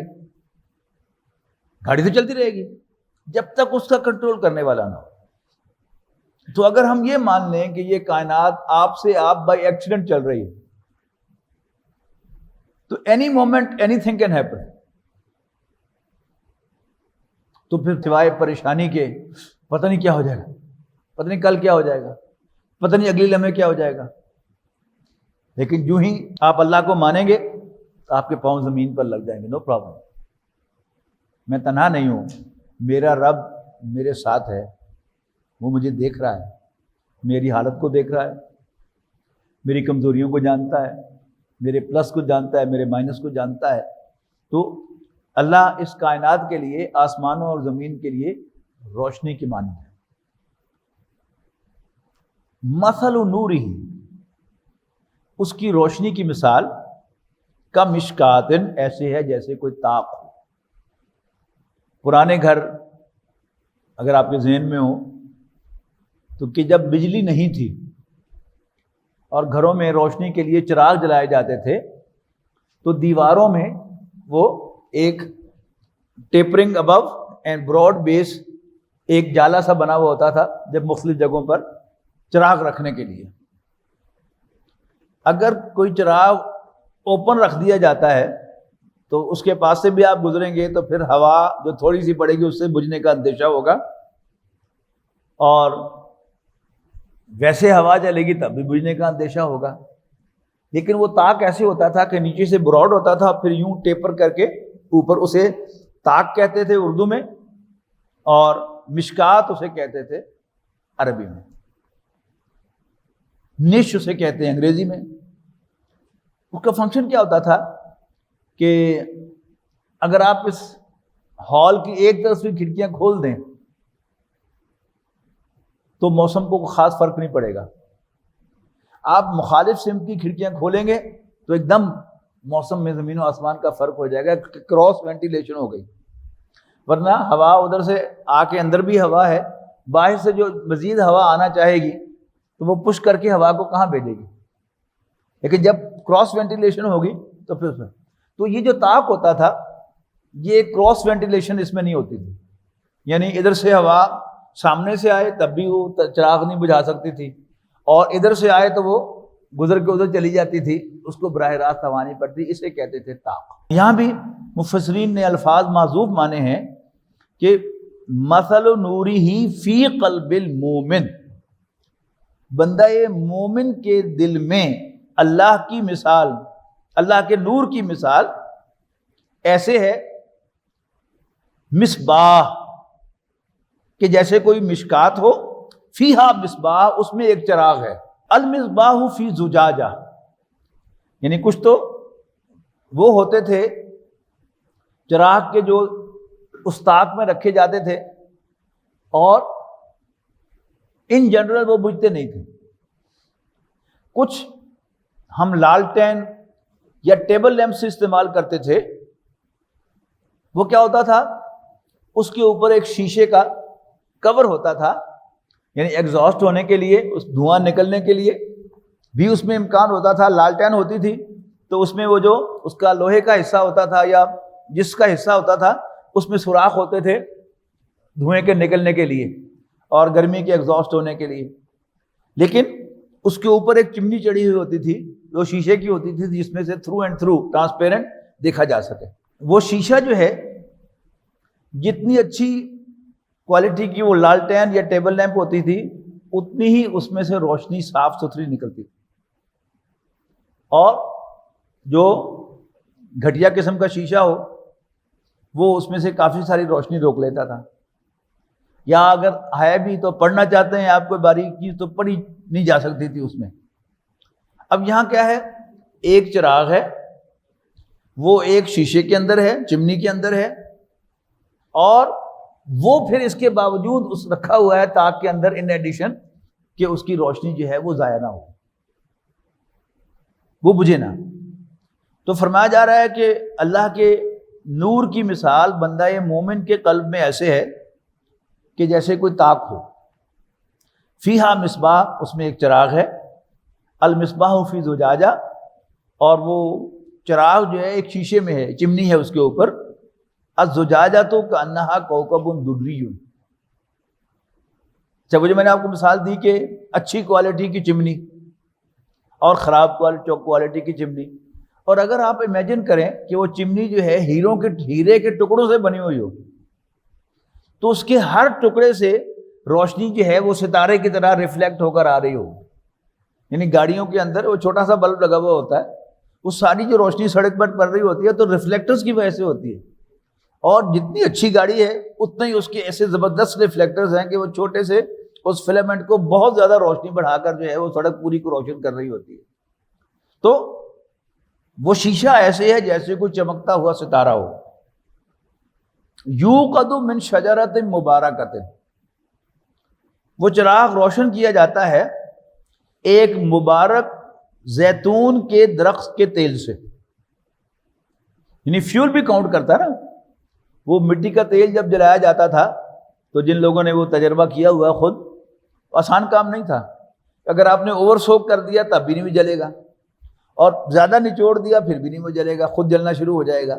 اس کا ایک ہوتا تھا کہ سوک کر کے تیل میں, سرسوں کے تیل میں, اور پھر اس کے بعد اس کو ایک خاص حد تک نچوڑا جاتا تھا, اور پھر جب اس کو جلایا جاتا تھا تو پھر وہ جو بتی ہوتی تھی اس کی, وہ جو روئی کی بنی ہوئی, وہ خود نہیں جلتی تھی, بس نیچے سے وہ تیل جو ہے وہ ایبزارب ہو کے جو اوپر جا رہا ہے وہ جلتا تھا اور وہ وہی برقرار رہتی تھی. اب وہ تیل جو ہے اس میں بھی آپ کو طرح طرح کا ملتا ہے. آپ سرسوں کا تیل جلائیں گے تو وہ زیادہ دھواں دے گا, اس کے مقابلے میں مٹی کا تیل جلائیں گے تو وہ دھواں کم دے گا. اب ہم سب نے تقریباً لیبارٹری میں اسپرٹ لیمپ استعمال کیا ہوا ہے. اسپرٹ لیمپ کا دھواں آلموسٹ زیرو ہوتا ہے, لیکن اس کی انفلیمیبلٹی بہت زیادہ ہوتی ہے. کہ مٹی کا تیل آپ ڈال رہے ہیں ٹیبل لیمپ کے اندر یا لالٹین کے اندر, تھوڑا بہت باہر آ گیا تو کوئی پرابلم نہیں ہوتی. لیکن آپ اسپرٹ لیمپ کو بھر رہے تھے اسپرٹ سے اور تیل باہر آ گیا, اس کو اسپرٹ باہر آ کے گر گیا, اور جو ہی آپ اس کو ماچس کی تیلی دکھائیں گے تو وہ ٹیبل لیمپ خود بھی جلنا شروع ہو جائے گا, اور جہاں نیچے ٹیبل کے اوپر سارا اسپرٹ گیا تھا وہ بھی جلنا شروع ہو جائے گا. یہ کیا ہے؟ اس کی انفلیمیبلٹی ہے. تو یہ سارے فیولز ہیں نا, مٹی کا تیل, سرسوں کا تیل, مٹی کا تیل, ٹھیک ہے جی. اس کے بعد پیٹرول, پھر پیٹرول میں بھی high speed petrol, aviation petrol, یہ سارے کیا ہیں؟ یہ انفلیمیبلٹی بڑھاتے چلے جا رہے ہیں. اب اسی میں ایک جو فیول ہے وہ کیا ہے؟ زیتون کا تیل. پر اس زیتون کے تیل کی بھی بے شمار کوالٹی ہیں, کوالٹیز ہیں. بازار میں اب تو عام ملتا ہے زیتون کا تیل, اس کی آپ کو 20 کوالٹیز مل جاتی ہیں. اسی میں ایک کوالٹی کیا ہے کہ اگر وہ زیتون کا درخت کسی باغ کے وسط میں ہے تو اس کا جو فیول ہوگا وہ بہت صاف اور کم سے کم دھواں دینے والا ہوگا، اور جو ایک طرف ہوگا وہ صبح کی روشنی ابزارب کرے گا، شام کو نہیں کرے گا۔ اگر مغرب کی طرف ہے تو شام کی روشنی ابزارب کرے گا، صبح کی نہیں کرے گا۔ لیکن شرقی اور غربی کا فرق یہاں کا بیان کیا گیا ہے۔ من شجرۃ مبارکۃ زیتونۃ، زیتون کے مبارک درخت سے اس کا تیل حاصل کیا گیا ہے، لا شرقیۃ ولا غربیہ، جو نہ شرقی ہے نہ غربی ہے۔ یکاد زیتھا یضیء، قریب ہے کہ اس کا تیل بھڑک اٹھے، ولو لم تمسسہ نار، اگرچہ نہ بھی چھوئے اس کو آگ، نور علی نور، روشنی پر روشنی، یہد اللہ لنورہ من یشاء، اللہ تعالیٰ جس کو چاہتا ہے اپنے نور کی طرف اس کی رہنمائی فرماتا ہے۔ وَيَضْرِبُ اللَّهُ الْأَمْثَالَ لِلنَّاسِ، اور لوگوں کے لیے مثالیں بیان فرماتا ہے۔ وَاللَّهُ بِكُلِّ شَيْءٍ عَلِيمٌ، اللہ تعالیٰ ہر چیز کا علم رکھنے والا ہے۔ یہ دیکھیں جی، اس میں یہ جو ہے یہ انسان کا جسم ہے، اور یہ سمجھیے کہ اس کا سینہ ہے، یہ اس کے اندر یہ دل جو ہے، یہ ڈاٹڈ لائن جو دکھائی جا رہی ہے دل کی، یہ اس لیے دکھائی جا رہی ہے کہ اس میں سے روشنی پاس کر رہی ہے۔ اندر یہ چراغ ہے، اور اس چراغ کی روشنی یہ دیکھیے وہ یہاں سے ہوتی ہوئی ادھر آ رہی ہے، سینے میں، سینے کو روشن کر رہی ہے، اور پھر پورے جسم کو روشن کر رہی ہے، کہ اسی کی روشنی میں اس کا ہاتھ کام کر رہا ہے، اسی کی روشنی میں اس کی آنکھ کام کرے گی، اسی کی روشنی میں اس کے پاؤں چلیں گے، یعنی جدھر جدھر اس کو اندر سے ڈائریکشن مل رہی ہے روح کی طرف سے وہ آئے گی۔ اب ان کا آگے کیا ہے کہ یہ جو ہے یہ کیا ہے، یہ سینہ ہے، یہ دیکھیں لیبل ہوا ہے یہاں پر، اور یہ جو چمنی ہے شیشہ، دل، یہ لکھا ہوا ہے کہ یہ دل ہے، اور یہ جو روشنی جو ادھر چراغ ہے یہ اندر روح ہے، جو اللہ تعالیٰ نے ہمارے دل کے اندر وہ چراغ جو ہے وہ جلایا ہوا ہے، اور ہمیں اندر سے پتہ چلتا ہے کہ یہ کام ٹھیک ہے اور یہ کام ٹھیک نہیں ہے، اور اگر ہم اندر کی اس روشنی کی مخالفت کریں، اس کے خلاف چلیں، تو اندر سے ہمیں کوئی چیز جو ہے وہ روکتے ہیں، ہاں یعنی میں نے اس کو آواز سے پروڈیوس کیا ہے، لیکن آپ دل میں محسوس کریں گے کہ ایسے ہی جیسے کوئی اندر سے آپ کو روکنا ہے، نہ کر، اور سم ٹائمز ایسا بھی ہوتا ہے جیسے اندر سے آپ کو کوئی تھپڑ مارتا ہے، یہ کیا کیا تم نے۔ یہ روشنی کہاں سے آتی ہے؟ شیخ مولانا جلال الدین رومی رحمۃ اللہ علیہ، ایک ہمارے بہت بڑے بزرگ گزرے ہیں، شاعر ہیں، صوفی ہیں، انہوں نے ایک مثنوی لکھی تھی فارسی میں، اور اس کا اصل موضوع کیا تھا، یہ دل کی دنیا جو ہے وہ اس کو پروان چڑھانا اور اس کو بنانا۔ یہ دل کی دنیا جو ہے، یہ فارسی میں اس کو من بھی کہتے ہیں۔ ہماری 8ویں جماعت کی اردو کی کتاب ایک نظم ہوا کرتی تھی، من کی دنیا، من کی دنیا، سوز و مستی جذب و شوق، تن کی دنیا، تن کی دنیا، سود و سودا مکر و فن۔ من کی دولت ہاتھ آتی ہے تو پھر جاتی نہیں، تن کی دولت مایا ہے، آتا ہے دھن، جاتا ہے جان۔ یعنی انسان کے دل کا اللہ تعالیٰ کے ساتھ مطمئن ہونا پورے طور پر، کہ اللہ تعالیٰ کے ساتھ وہ اٹیچ ہو گیا، تو جب یہ دولت کسی انسان کو مل جاتی ہے تو پھر دنیا جہان کی کسی چیز کو اس کو ضرورت نہیں رہتی۔ تو یہ من کی دنیا، دل کی دنیا، یہ کیا ہے؟ یہ اللہ تعالیٰ نے انسان کو ایک جسم عطا کیا ہے۔ یہ جسم کیا ہے؟ یہ 100% حیوان ہے۔ کوئی فرق ہے؟ حیوان کو بھوک لگتی ہے، اسے بھوک لگتی ہے، حیوان کے اندر میدا ہے، ہمارے اندر میدا ہے۔ ایک فزیکل دل حیوان کے پاس بھی ہے، ہمارے پاس بھی ہے، دماغ اس کے پاس بھی ہے، ہمارے پاس بھی ہے، اس کی بھی ایکسکریشن کا کوئی نظام ہے، ہمارا بھی ایکسکریشن کا ایک نظام ہے، پھر وہ سانس لیتا ہے، ہم بھی سانس لیتے ہیں، اس کے اندر خون دوڑتا ہے، ہمارے اندر بھی خون دوڑتا ہے۔ تو یہ کیا ہے؟ ایک حیوان ہے ہمارا جسم، اور پھر اس کے اندر وہ جو ہمارا دل، فزیکل دل ہے، اس کے ساتھ اللہ تعالیٰ نے ایک روحانی دل اٹیچ کیا ہے، سافٹ ویئر اٹیچ کیا ہے۔ یہ ساری کی ساری ڈسکرپشن اس سافٹ ویئر کی ہے کہ وہ شیشے کی مانند ہے، اس کے اندر ایک چراغ رکھا ہوا ہے، اور اللہ تعالیٰ نے اسے شیشے کی مانند بنایا ہے کہ اس کی روشنی ہمارے دل میں سے گزرتی ہوئی ہمارے جسم میں سرایت کرتی ہے۔ اب 2 قسم کے دل جو ہیں وہ آپ کو ملیں گے، کہ ایک تو یہ ڈسکرپشن ہوگی پوری دل کی کہ وہ دل جو ہے وہ بہت صاف ہے اور وہ روشنی کو روکتا نہیں ہے، اندر سے روشنی سینے کو روشن کرتی ہوئی پورے جسم میں سرایت کر جاتی ہے۔ اور اس کے مقابلے میں کوئی اور دوسری جو ڈائیگرام بنائی ہے وہ کیا ہے کہ اس دل کے باہر سیاہی ہے، ایک غلاف چڑھا ہوا ہے۔ جیسے جنگ کے دنوں میں بلیک آؤٹ کیا جاتا ہے نا، آپ سارے اپنے شیشوں کے اوپر مٹی کے لیپ کر دیتے ہیں۔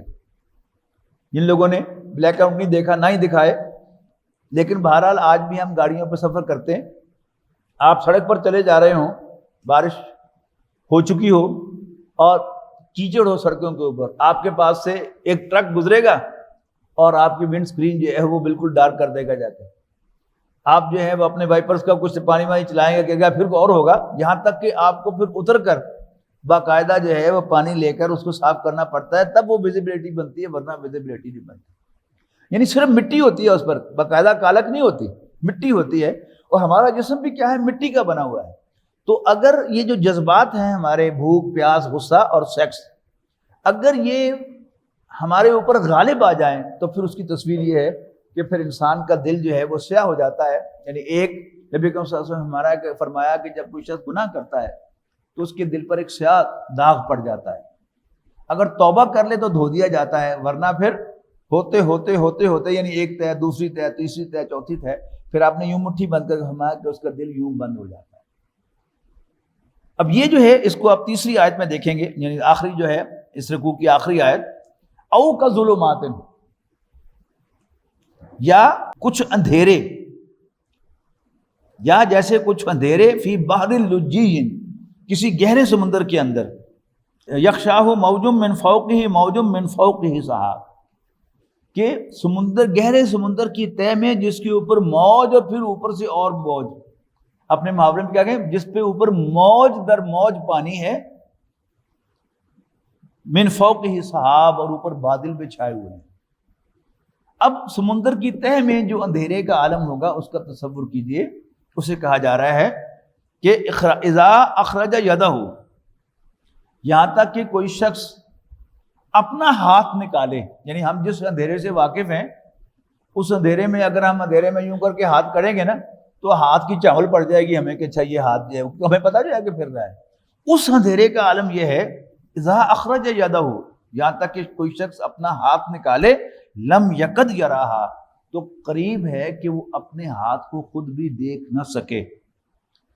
یہ سٹیج جو ہوتی ہے اس کا کیا نتیجہ نکلتا ہے کہ اللہ تعالیٰ پھر کہتا ہے جاؤ دفع ہو جاؤ، وائے ناکامی، یعنی پہلے تو وہ ضمیر ملامت کرتا رہتا ہے نا، یہ کیا کیا تم نے، کبھی تھپڑ مارتا ہے، لیکن جب انسان کنسسٹنٹ ہو جائے برائی پر، دوام اختیار کر لے برائی کر کے میں نے برائی ہی کرنی ہے، میں نے انکار ہی کرنا ہے، تو پھر وائے ناکامی متاع کارواں جاتا رہا، کارواں کے دل سے احساس ضیاء جاتا رہا، تو پھر انسان کو اپنی برائی معلوم نہیں ہوتی۔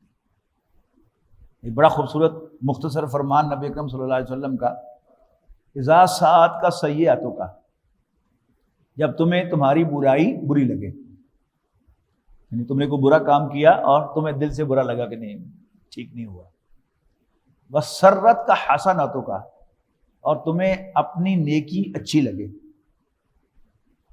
جب تمہیں تمہاری برائی تمہیں بری لگے اور تمہاری نیکی تمہیں اچھی لگے، فانت مومن، تو تم مومن ہو، یعنی تم میں ایمان کی رمق باقی ہے، اگرچہ تم نے برائی کی لیکن برائی کر کے تمہیں برا لگا تو ہو سوری، دل میں برائی محسوس ہوئی، سوری ہوئی، تو یہ کیا ہے، یہ ایمان کی علامت ہے۔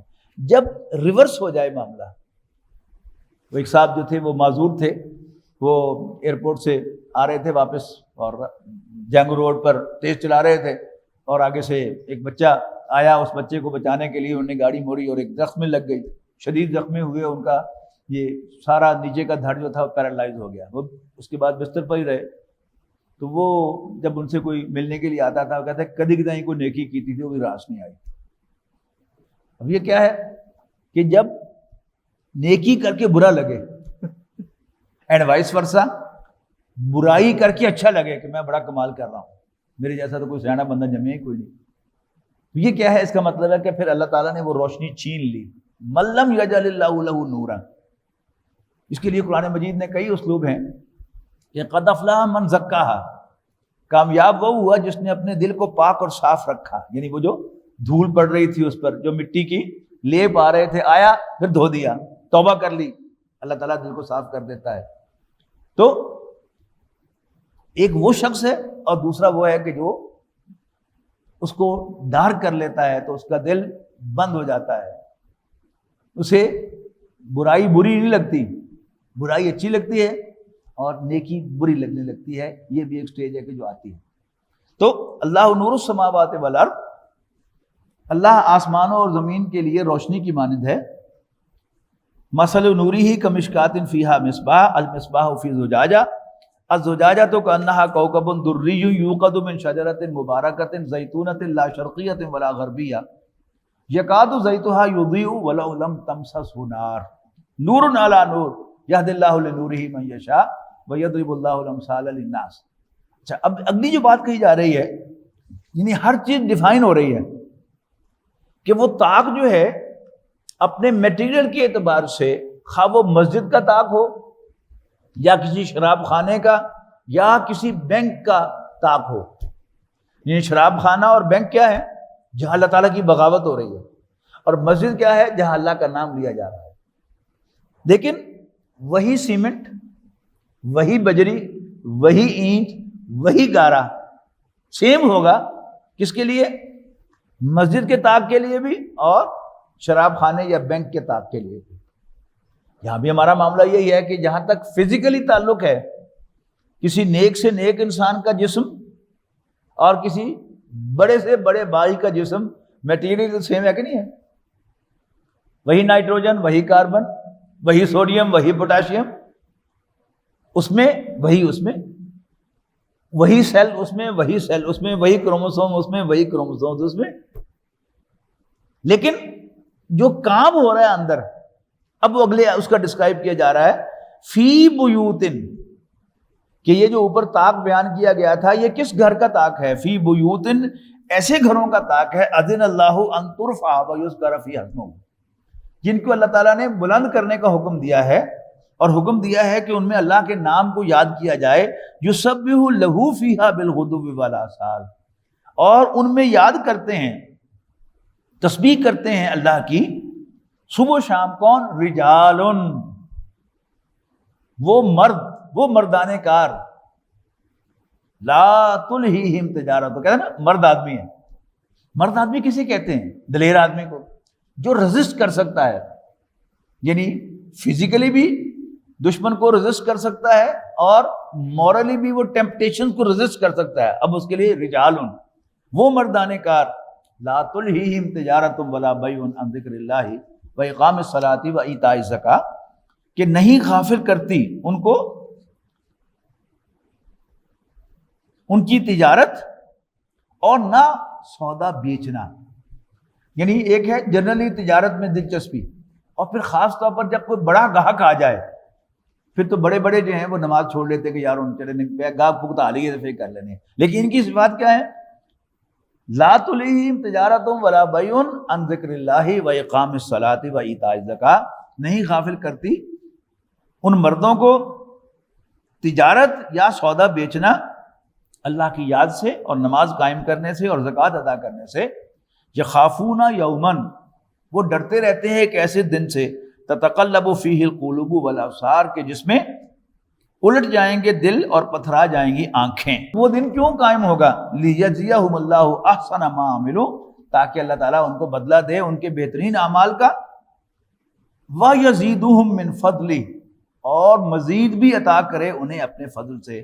واللہ یرزق من یشاء بغیر حساب، اور اللہ تعالیٰ جسے چاہتا ہے بے حد و حساب عطا فرماتا ہے. اچھا، اب اس کو سمجھ لیجئے کہ یہ اس کو اصل موضوع کیا ہے. کہ اب ہم ماشاءاللہ 18ویں پارے پہ ہیں، 17 پارے مکمل پڑھ چکے ہیں، لیکن ایک پکچر قرآن مجید کی ہدایت کی ضرور آپ سب حضرات کے دل میں آ گئی ہوگی. بار بار ایک بات آ رہی ہے کہ اللہ تعالیٰ جسے ہدایت دیتا ہے، جسے چاہے ہدایت دیتا ہے، اور جس کو اللہ تعالیٰ ہدایت نہ دے اس کو ہدایت نہیں مل سکتی. بالکل پہلے پارے کے تیسرے رکوع میں ہم پڑھ کے آئے ہیں کہ اللہ تعالیٰ ہیزیٹیٹ نہیں کرتا مثال دینے سے، خواہ وہ مچھر کی مثال ہو یا اس سے بھی کسی حقیر شے کی مثال. لیکن جو ایمان والے ہیں وہ ان کو پتہ ہے کہ یہ ان کے رب کی طرف سے مثال ہے. لیکن جو کافر ہیں وہ کہتے ہیں ماذا اراد اللہ بہذا مسئلہ، کہ اللہ تعالیٰ اس مثال سے کہنا کیا چاہتا ہے، یعنی ایکسپلین کرو جی، شو می سنڈروم، واضح کرو جی، ثابت کرو. اور اس کی بات فرمایا کہ یضل بھی کثیرا ویہدی بھی کثیرا، اللہ تعالیٰ اس مثال کے ذریعے سے بہتوں کو گمراہ کرے گا اور بہتوں کو ہدایت دے گا، لیکن کسی کے لیے وہ ہدایت کا باعث بنے گی اور کسی کے لیے گمراہی کا باعث بنے گی. اب اس پہ بات واضح کیا، وما یضل به الا الفاسقین، اللہ تعالیٰ اس مثال کے ذریعے سے گمراہ نہیں کرے گا مگر نافرمانوں کو. من حرامی حجتا ٹیر، جب من، یہ من وہی دل ہے نا، کہ من حرامی حجتا ٹیر، کہ جس کی نیت ہی نافرمانی کی ہوگی وہ کہے گا نہیں. مطلب کیا ہے اس کا، مطلب کیا ہے اس کا، کہنا کیا چاہتا ہے. وما یضل به الا الفاسقین، کون ہے یہ؟ الذین ینقضون عہد اللہ من بعد میثاقہ، جو اللہ تعالیٰ کے ساتھ پختہ وعدہ کر لینے کے بعد اس وعدے کو توڑیں گے. اور وَيَقْطَعُونَ مَا أَمَرَ اللَّهُ بِهِ أَن يُوصَلَ، اور جو جن چیزوں کو اللہ تعالیٰ نے جوڑنے کا حکم دیا ہے ان کو توڑیں گے. یہ کیا ہے؟ رحمی رشتے. ایک کریکٹر ہے نا ہمارے یہاں کہ جو دو بندوں کو لڑا کر، باپ بیٹے کو لڑا کر، بہو ساس کو لڑا کر، بھائی بھائی کو لڑا کر بڑے خوش ہوتے ہیں. تو اللہ تعالیٰ ان کو راستہ نہیں دکھائے گا، no matter how intelligent are they. ہدایت نہیں ملے گی. ہدایت اور چیز ہے، وہ پورا قرآن مجید حفظ کر لے گا، سب کا ترجمہ بھی یاد ہوگا اس کو، لیکن ہدایت کیا ہے؟ یہ دل کا ایک فنکشن ہے کہ جب اللہ تعالیٰ جو ہے اس کو صحیح ڈائریکشن میں موڑ دیتا ہے تو پھر اس کا جو ایم اینڈ آبجیکٹ ہے وہ اللہ اور آخرت ہو جاتے ہیں. تو یہ کیا ہے؟ یہ ایک روحانی فنکشن ہے ہدایت، یہ ایک فزیکل فنکشن نہیں. تو موضوع کیا ہے کہ کون ہیں جو ہدایت کے حقدار ہیں، یہ ہے وہ چیز. اب زندہ اس میں آپ دیکھنا چاہیں تو یہ جو کہا نا نور علی نور، یہ ہم 30ویں پارے میں جا کر انشاءاللہ 28ویں شب جو ہے سورۃ لیل ہم پڑھیں گے یا 29ویں شب کو پڑھیں گے، تو وہاں باقاعدہ سورۃ اللیل میں اس کو یعنی اعمال کے لحاظ سے بیان کیا جائے گا. یہاں صرف دل کو فوکس کیا گیا. صاف دل والے جو اپنے دل کو پاک اور صاف رکھیں گے اللہ تعالیٰ ان کے لیے ہدایت کے دروازے کھولتا رہے گا. اور جو اس دل پر نفسانی اور حیوانی خواہشات کے غلاف چڑھاتے رہیں گے پھر ان کو کبھی بھی سیدھا راستہ نظر ہی نہیں آئے گا. تو حضرت ابوبکر اور حضرت خدیجہ کی اگر آپ مثال لے لیں کہ یہ ایکسٹریم ایگزامپلس ہیں کہ اپنے دوست کو باس ماننا یہ دنیا کا مشکل ترین کام ہے. دو ہم عمر دوست ایک ہی محلے میں پیدا ہوئے، کٹھے میٹرک کیا، کٹھے ایف ایس سی کی، بی ایس سی کی، ایم ایس سی کی، اور کسی ادارے میں جاب مل گئی گریڈ 17 میں، پہلی پروموشن بھی اکٹھی ہو گئی. اب ڈائریکٹر کی پوسٹ ہے، ایک ان دونوں میں سے ہونا ہے، یہی دو کینڈیڈیٹ ہیں اس کے سینئر موسٹ. ان میں سے ایک جب باس بن جاتا ہے، ڈائریکٹر بن جاتا ہے، تو اس کو ٹف ٹائم کون دیتا ہے؟ وہی اس کا دوست، لنگوٹیا اس کا. ادھر کیا ہوا؟ اسی طرح بیوی کے لیے انتہائی مشکل ہے کہ اپنے شوہر کو باس مانے. اس کو سمجھدار آدمی مانے، یہ بھی اس کے لیے بڑا مشکل ہے. لیکن یہاں کیا ہوا؟ نبی اکرم صلی اللہ علیہ وسلم نے دعویٰ کیا کہ مجھے اللہ نے اپنا رسول بنا لیا ہے، اور ان دونوں اللہ کے بندے اور بندی نے بغیر حیل و حجت کے کوئی دوسرا سوال پوچھے یا وضاحت مانگے قبول کر دیا کہ آپ اللہ کے رسول ہیں، آپ اللہ کے رسول. ہاؤ واز اٹ پاسبل کہ انہوں نے اپنے دل کو پاک اور صاف رکھا ہوا تھا. وہ اندر کی روشنی جو تھی وہ باہر آ رہی تھی. وہ دیکھیے دوسری ڈائیگرام کو کہ یہ اوپر جو سورج دکھایا گیا نا، یہ خورشید رسالت ہے، آفتاب رسالت. نبی اکرم صلی اللہ علیہ وسلم ہدایت کا سورج بن کر طلوع ہوئے. اب یہ جو کردار ہے یہ ہے کہ جس نے دل کو پاک اور صاف رکھا ہوا ہے، اور ہدایت جو ہے وہ سرایت کر کے ساری روشنی جو ہے باہر آ رہی ہے. تو جب انہوں نے یہ کیا تو پہلے بھی روشنی تھی، سینہ روشن تھا، اور اس پر مزید روشنی ہو گئی تو یہ کیا ہو گیا، یہ ریزوننس پیدا ہو گیا. جن لوگوں نے فزکس پڑھی ہے کہ اگر اب ویو لیتھ جو ہے وہ کوئنسائڈ کر جائے تو پھر کیا ہوتا ہے، ریزوننس پیدا ہوتا ہے. یعنی ابو بکر صدیق رضی اللہ تعالیٰ عنہ، حضرت خدیجہ پہلے بھی نیک تھے اور اندر کی روشنی کے مطابق ہی چل رہے تھے، کوئی ولگر کام، کوئی غلط کام وہ نہیں کر رہے تھے. تو نتیجہ کیا نکلا کہ نور علی نور ہو گئے. اس کے مقابلے میں وہ جو دوسرا کردار تھا، اس نے کیونکہ اپنے اوپر جو ہے وہ خول چڑھایا ہوا تھا، یہ ابو لہب کا کردار ہے. حالانکہ اس قبائلی معاشرے میں وہ کیا تھا، وہ سگا تایا تھا نبی اکرم صلی اللہ علیہ وسلم کا، لیکن چونکہ اس نے اپنے دل کو اندھا کر لیا تھا. کل آپ کو سنایا تھا وہ سورہ حج میں آیت آئی تھی، انہا لا تعمل ابصار، یہ آنکھیں اندھی نہیں ہوا کرتی، ولکن تعمل قلوب التی فی الصدور، بلکہ وہ دل اندھے ہو جایا کرتے ہیں کہ جو سینوں کے اندر ہے. لہذا کیا ہوا، یہاں روشنی آئی ڈیوائن اوریجن کی روشنی، یہ جو دل کے اندر روشنی تھی روح کی، یہ بھی ڈیوائن تھی. اور یہ جو سورج خورشید رسالت سے روشنی آئی، آفتاب رسالت سے، یہ بھی ڈیوائن تھی. تو ریزوننس ہو گیا اور یہ دل اور زیادہ روشن ہو گیا. یہ دیکھیے یہاں ابو لہب کے کیس میں کیا ہوا، روشنی آئی اور ٹکرا کر واپس چلی گئی، وہ اس دل میں داخل ہی نہیں ہو سکے. تو اس کے بعد پھر تیسری مثال میں نے بیان کر دی آپ کے سامنے کہ اس کا دل جو ہے وہ بہت زیادہ وہ ڈارک ہے، اور اتنا ڈارک ہے کہ کوئی شخص اپنا ہاتھ بھی اس میں نہیں دیکھ سکتا. درمیان میں ایک مثال آئی ہے، اب اس کو لے لیجئے، والذین کفروا، اور وہ لوگ جو کافر ہیں. یہاں کون سی کافر مراد ہیں؟ ریئل کافر، کہ جن کا دل جو ہے وہ سیاہ ہے اور وہ کفر یا کافرانہ زندگی گزار رہے ہیں، آخرت پر ایمان نہیں ہے، اللہ تعالیٰ پر ایمان نہیں ہے، دل والا ایمان نہیں ہے، زبان سے مان رہے ہیں. ان کا کیا حال ہوگا؟ والذین کفروا، اور جنہوں نے کفر کیا، اعمالہم کسراب، ان کے اعمال کی مثال ایسے ہے جیسے ریت ہو. سراب کہتے ہیں نا ہم، جو موٹر وے پہ جا رہے ہوں گرمیوں کے دنوں میں تو نظر آتا ہے دور سے پانی ہے، پانی تو نہیں ہوتا، لیکن وہ ریت چمک رہی ہوتی ہے ایسے جیسے پانی ہو. تو ان کے اعمال کی مثال ایسے ہے کہ جیسے کسی صحرا میں سراب یا ریت، یحسبہ الظمآن ماء، کہ کوئی پیاسا اسے پانی سمجھ بیٹھے، حتی اذا جاءہ، یہاں تک کہ جب وہ اس کے پاس جائے، لم یجدہ شیئا، اس کو کچھ بھی نہ پائے، ووجد اللہ عندہ، اللہ تعالیٰ کو وہاں موجود پائے، اپنے پاس پائے، فوفاہ حسابہ، اللہ تعالیٰ اس کا حساب چکا دے، یعنی اس کو موت آ جائے، واللہ سریع الحساب، اور اللہ تعالیٰ جلد حساب چکانے والا ہے. اچھا، یہ ایک سوال کا جواب ہے کہ جو غیر مسلم چیریٹی کے کام کرتے ہیں ان کا کیا بنے گا. سر گنگا رام ہاسپٹل ہے، مدر ٹریسا ہے، یہ ہے وہ ہے. سوال یہ ہے کہ انہوں نے کیوں کیا ایسا؟ اگر تو وہ اللہ کے ماننے والے اور آخرت کے ماننے والے تھے تو پھر تو ان کے لیے اجر ہوگا محفوظ. اور ظاہر ایمان کے ساتھ نبی اکرم صلی اللہ علیہ وسلم کا ایمان جو ہے وہ سب سے زیادہ امپورٹنٹ ہے، اس کے بغیر تو دائرہ اسلام میں داخل ہو نہیں سکتے. اور اگر انہوں نے دکھاوے کے لیے کیا تھا کہ ان کا نام رہے، تو نام ہے ابھی تک سر گنگا رام ہاسپٹل کا نام سر گنگا رام ہاسپٹل ہی ہے. اور بہت سے جو ایسے چیریٹی کی علامتیں ہوتی ہیں، بعض حکومتیں آ کے ختم کرتی ہیں، دوسری آ کے پھر ان کو واپس لے کے آتی ہیں. سر لوئل نے فیصل آباد آباد کیا تھا اور اس کا نام لائل پور رکھا تھا.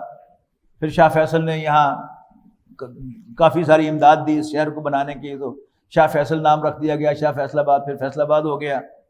اب بھی بہت سارے ہمارے دانشور جو ہیں وہ بڑا اس پر آرٹیکل وغیرہ لکھتے رہتے ہیں کہ یہ بڑی زیادتی ہے کہ ان کا نام جو ہے وہ چھپا دیا گیا، تو لہٰذا اس کا نام دوبارہ لائل پور ہونا چاہیے. تو بہرحال دنیا میں تو اسے یاد رکھا جاتا ہے. نبی اکرم صلی اللہ علیہ وسلم کی ایک بڑی خوبصورت حدیث ہے جو اس بات کو ایکسپلین کر دیتی ہے کہ قیامت کے دن سب سے پہلے 3 افراد کا حساب اللہ تعالیٰ کی عدالت میں پیش ہوگا. ان میں سے ایک سخی ہوگا. اللہ تعالیٰ اسے کہے گا کہ میں نے تمہیں ڈھیروں مال دیا، تم نے میرے لیے کیا کیا؟ وہ کہے گا کہ اللہ میں نے تیرے دیے ہوئے مال میں سے خرچ کیا لترضا، تاکہ تو راضی ہو جائے. اللہ تعالیٰ فرمائے گا کہ نہیں، تم نے اس لیے کیا تھا کہ لوگ تجھے سخی کہیں، وقد قیل، وہ کہا جا چکا، لہذا یہاں تمہارے لیے کچھ نہیں. سراب ہو گیا نا. پھر دوسرا شخص جو پیش کیا جائے گا وہ شہید ہوگا، تو اللہ تعالیٰ کہے گا میں تمہیں جسم دیا، جان دی، طاقت دی، تم نے کیا کیا؟ انہوں نے کہا کہ میں نے تیرے راستے میں جنگ کی اور جان قربان کر دی تاکہ تو راضی ہو جائے۔ تو اللہ تعالیٰ فرمائے گا تو بھی جھوٹ کہتا ہے، تو نے اس لیے کیا تھا کہ لتقال جریاً، لوگ تجھے بہادر کہیں، فقط قیل، وہ کہا جا چکا، لہذا یہاں تمہارے لیے کچھ نہیں۔ تیسرا عالم ہوگا، قرآن مجید کا قاری، قاری عالم کو کہتے تھے۔ تو اللہ تعالیٰ اسے کہے گا کہ میں نے اپنی کتاب کا علم تمہیں دیا، تم نے میرے لیے کیا کیا؟ وہ کہے گا کہ میں نے تیری کتاب کا علم حاصل کیا اور اسے دوسروں تک پہنچایا، پڑھایا تاکہ تو راضی ہو جائے۔ تو اللہ تعالیٰ کہے گا تو جھوٹ کہتا ہے، تو نے یہ اس لیے کیا تھا لتقال قاریاً، تاکہ تجھے لوگ بہت بڑا عالم کہیں، فقط قیل، وہ کہا جا چکا، یا لہٰذا یہاں تمہارے لیے کچھ نہیں۔ اب اس حدیث کی روشنی میں یہ آیت پڑھے تو بڑی واضح ہے کہ نیک اعمال کیے ہیں لیکن اس کا مقصد اللہ تعالیٰ کو راضی کرنا نہیں اور آخرت میں اجر پانا نہیں، تو اس کا حق ہی نہیں بنتا کہ آخرت میں اس کو کچھ دیا جائے۔ جو اس کا مقصد تھا وہ دنیا ہی میں پورا ہو جائے گا اور آخرت میں اس کے لیے کچھ نہیں ہوگا۔ الم تری ان اللہ یسبح لہ من فی السماوات والارض والطیر صافات، کیا تم نہیں دیکھتے کہ اللہ کی تسبیح کرتے ہیں وہ سب جو آسمانوں میں ہیں اور زمین میں، اور پرندے بھی جو پر پھیلائے ہوئے اڑ رہے ہوتے ہیں، کل قد علم صلاتہ و تسبیحہ، ان میں سے ہر ایک نے اپنی نماز اور اپنی تسبیح کا طریقہ سیکھ لیا ہے، واللہ علیم بما یفعلون، اور جو کچھ بھی وہ کر رہے ہیں اللہ تعالیٰ اس سے باخبر ہے، جانتا ہے۔ وللہ ملک السماوات والارض، اور آسمانوں اور زمین کی بادشاہی اللہ ہی کی ہے، وإلى المصیر، اللہ ہی کی طرف پلٹنا ہے۔ الم تر ان اللہ یسجی سحابا ثم یؤلف بینہ ثم یجعلہ رقاما فترى الودق یخرج من خلالہ، کیا تم نہیں دیکھتے کہ اللہ آہستہ آہستہ چلاتا ہے بادلوں کو، پھر جوڑ دیتا ہے انہیں باہم، پھر اکٹھا کر دیتا ہے انہیں تہ بتہ، اور پھر دیکھتے ہو کہ بارش کے قطرے ٹپکتے ہیں ان کے اندر سے، وَيُنَزِّلُ مِنَ السَّمَاءِ مِن جِبَالٍ فِيهَا مِن بَرَدٍ، اور برساتا ہے آسمان سے ان پہاڑوں کی بدولت جو اس میں بلند ہیں، اولے، فَيُصِيبُ بِهِ مَن يَشَاءُ، پھر پہنچاتا ہے نقصان اس سے جسے چاہے، وَيَصْرِفُهُ عَن مَن يَشَاءُ، اور پھر ہٹا دیتا ہے انہیں جس سے چاہے۔ يَكَادُ سَنَا بَرْقِهِ، ایسا لگتا ہے کہ بجلی کی چمک، یذهب بالابصار، آنکھوں کی بینائی اچک کر لے جائے گی، یقلب اللہ اللیل والنہار، اللہ تعالیٰ الٹ پلٹ کر لاتا ہے رات اور دن کو، ان فی ذلک لعبرۃ لاولی الابصار، یقیناً اس میں عبرت کا سامان ہے، سبق آموزی ہے دیکھنے والوں کے لیے۔ واللہ خلق کل دابۃ من ماء، اور اللہ ہی نے پیدا کیا ہر جاندار کو پانی سے، فمنہم من یمشی علی بطنہ، اور میں سے وہ بھی ہیں جو اپنے پیٹ کے بل چلتے ہیں، ومنہم من یمشی علی رجلین، اور وہ بھی ہیں جو دو قدموں پر پاؤں پر چلتے ہیں، ومنہم من یمشی علی اربع، اور وہ بھی ہیں کہ جو چار قدموں پر چلتے ہیں۔ یخلق اللہ ما یشاء، اللہ تعالیٰ جو چاہتا ہے پیدا فرماتا ہے، ان اللہ علی کل شیء قدیر، بے شک اللہ تعالیٰ ہر چیز پر قادر ہے۔ لقد انزلنا آیات مبینات، بلا شبہ نازل کیے ہیں ہم نے ایسے احکام جو واضح ہیں، واللہ یہدی من یشاء، اور اللہ تعالیٰ جس کو چاہتا ہے راستہ دکھاتا ہے، الی صراط مستقیم، سیدھے راستے کی طرف ڈائریکٹ کرتا ہے۔ وَيَقُولُونَ آمَنَّا بِاللَّهِ، اور یہ کہتے ہیں کہ ہم اللہ پر ایمان لاتے ہیں، وَبِالرَّسُولِ، اور رسول پر، وَأَطَعْنَا، اور ہم نے اطاعت قبول کر لی، ثُمَّ يَتَوَلَّىٰ فَرِيقٌ مِّنْهُم مِّن بَعْدِ ذَلِكَ، اور پھر منہ موڑ لیتا ہے ان میں سے ایک گروہ اس کے بعد بھی۔ وَمَا أُولَٰئِكَ بِالْمُؤْمِنِينَ، اصل میں یہ لوگ مومن نہیں ہیں۔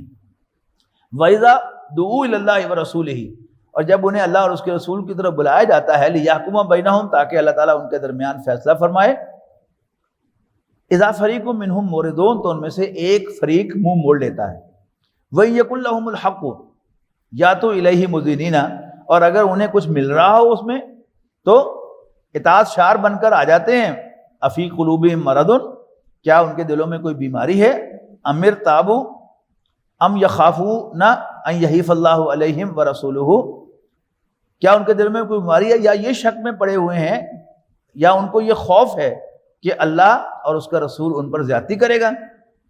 بل اولئک هم الظالمون، اصل میں یہ خود ظالم ہیں۔ انما کان قول المؤمنین اذا دعوا الی اللہ ورسولہ، مومنوں کی بات تو بس یہی ہوتی ہے جب بھی انہیں اللہ اور اس کے رسول کی طرف بلایا جائے، لیحکم بینہم، تاکہ وہ رسول صلی اللہ علیہ وسلم فیصلہ فرمائے ان کے درمیان، ان یقولوا سمعنا واطعنا، وہ کہیں کہ ہم نے سنا اور مانا، ہم سنتے اور مانتے ہیں، واولئک هم المفلحون، اور یہی فلاح پانے والے ہیں۔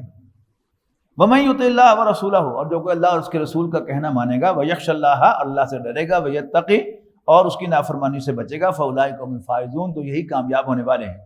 وَأَقْسَمُوا بِاللَّهِ جَهْدَ أَيْمَانِهِمْ، اور یہ اللہ کی بڑی بڑی قسمیں کھاتے ہیں، لَئِنْ أَمَرْتَهُمْ لَيَخْرُجُنَّ، کہ اگر آپ ہمیں حکم دیں گے تو ضرور نکل کھڑے ہوں گے اپنے گھروں سے۔ قُل لَا تُقْسِمُوا، ان سے کہو کہ قسمیں نہ کھاؤ، طاعۃ معروف، بندے پترا طرح اطاعت کرو، آنکھیں لگو، ان اللہ خبیر بما تعملون، بے شک تمہاری تمام حرکتوں سے اللہ تعالیٰ باخبر ہے۔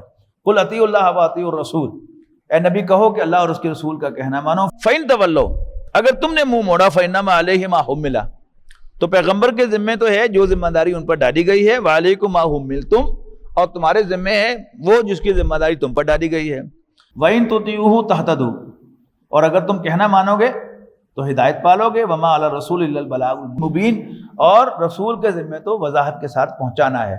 وعد اللہ الذین آمنوا منکم وعملوا الصالحات، اللہ تعالیٰ نے وعدہ فرمایا ہے ان لوگوں سے جو ایمان لاتے اور اچھے عمل کرتے ہیں، لَيَسْتَخْلِفَنَّهُمْ فِي الْأَرْضِ، کہ اللہ تعالیٰ ضرور انہیں زمین پر وائس جرنسی خلافت عطا کرے گا۔ كَمَا اسْتَخْلَفَ الَّذِينَ مِن قَبْلِهِمْ، تو جیسے اس نے خلافت عطا کی تھی ان سے پہلوں کو۔ وَلَيُمَكِّنَنَّ لَهُمْ دِينَهُمْ الَّذِي ارْتَضَىٰ لَهُمْ، اور ضرور قائم کر دے گا مضبوط بنیادوں پر ان کے لیے ان کے اس دین کو جسے اللہ نے پسند کیا ہے۔ یہ کیا ہے؟ اللہ تعالیٰ نے نبی اکرم صلی اللہ علیہ وسلم اور صحابہ کرام کو خلافت عطا کی زمین پر، حکومت اللہ کی لیکن خلافت انسانوں کی۔ اور اب دوبارہ ہوگا انشاءاللہ کہ جب مسلمان اپنی ذمہ داری ادا کریں گے تو پھر اللہ تعالیٰ انہیں زمین پر خلافت عطا کرے گا۔ نبی اکرم صلی اللہ علیہ وسلم نے اس کی خوشخبریاں دی ہیں ہمیں بہت وضاحت کے ساتھ۔ وَيُبَدِّلَنَّهُمْ مِن بَعْدِ خَوْفِهِمْ أَمْنًا، اور ضرور بدل دے گا ان کی حالت خوف کو امن سے۔ یعبدوننی، صرف میری بندگی کریں گے، لا یشرکون بی شیئا، میرے ساتھ کسی کو شریک نہیں بنائیں گے۔ ومن کفر بعد ذالک، اور جو اس کے بعد بھی کفر پر قائم رہے، فاولئک هم الفاسقون، تو ایسے ہی لوگ نافرمان ہیں، فاسق ہیں۔ واقیموا الصلاۃ وآتوا الزکاۃ، نماز قائم کرو اور زکوٰۃ ادا کرو۔ واطیعوا الرسول، اور رسول کا کہنا مانو، لعلکم ترحمون، تاکہ تم فلاح پاؤ۔ لا تحسبن الذین کفروا معجزین فی الارض، خدا خیال کرو تم ان کے بارے میں جو کافر ہیں کہ وہ زمین میں اللہ کو عاجز کر لیں گے۔ ومأواہم النار، ان کا ٹھکانہ آگ ہے۔ ولبئس المصیر، اور وہ بہت برا ٹھکانہ ہے۔ یا ایھا الذین آمنوا لیستأذنکم الذین ملکت ایمانکم، لازم ہے کہ اجازت طلب کرے تم میں سے تمہارے غلام اور لونڈیاں بھی۔ والذین لم یبلغوا الحلم، اور وہ بچے بھی جو بھی بالغ نہیں ہوئے، عقل و شعور کو نہیں پہنچے، منکم تم میں سے، ثلاث مرات، 3 ٹائمز پر، من قبل صلاۃ الفجر، فجر کی نماز سے پہلے، وحین تضعون ثیابکم من الظہیرہ، اور جب دوپہر کو تم کپڑوں سے علیحدہ ہو جاتے ہو، کپڑے اتار دیتے ہو، ومن بعد صلاۃ العشاء، اور عشاء کے بعد۔ ثلاث عورات لکم، یہ 3 تمہاری پردے کے اوقات ہیں، یعنی بے پردہ ہونے کے، میاں بیوی کے ایک دوسرے کے سامنے۔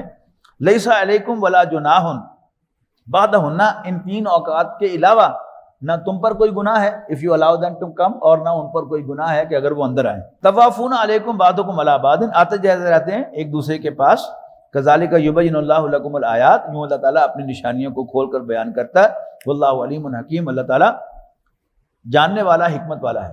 وَإِذَا بَلَغَ الْأَطْفَالُ مِنْكُمُ الْحُلُمَ، اور جب پہنچ جائیں تمہارے بچے پختگی کی عمر کو، فَلْيَسْتَأْذِنُوا كَمَا اسْتَأْذَنَ الَّذِينَ مِنْ قَبْلِهِمْ، تو چاہیے کہ وہ اجازت طلب کریں جیسے اجازت طلب کرتے ہیں وہ جن کا پہلے ذکر ہوا ہے۔ کذالک یبین اللہ لکم آیاتہ، یوں اللہ تعالیٰ تمہارے لیے اپنی نشانیوں کو کھول کر بیان کرتا ہے۔ واللہ علیم حکیم، اللہ تعالیٰ جاننے والا، حکمت والا ہے۔ والقواعد من النساء اللاتی لا یرجون نکاحا، اور وہ بوڑھی عورتیں گھر میں رہنے والی، اللاتی لا یرجون نکاحا، جو نکاح کی امید نہیں رکھتی، یعنی جب مینو پاؤز آ جاتا ہے عورتوں کا تو اس کے بعد پھر وہ بچہ پیدا نہیں کر سکتی، لیکن بہرحال نکاح کی اجازت انہیں ہے۔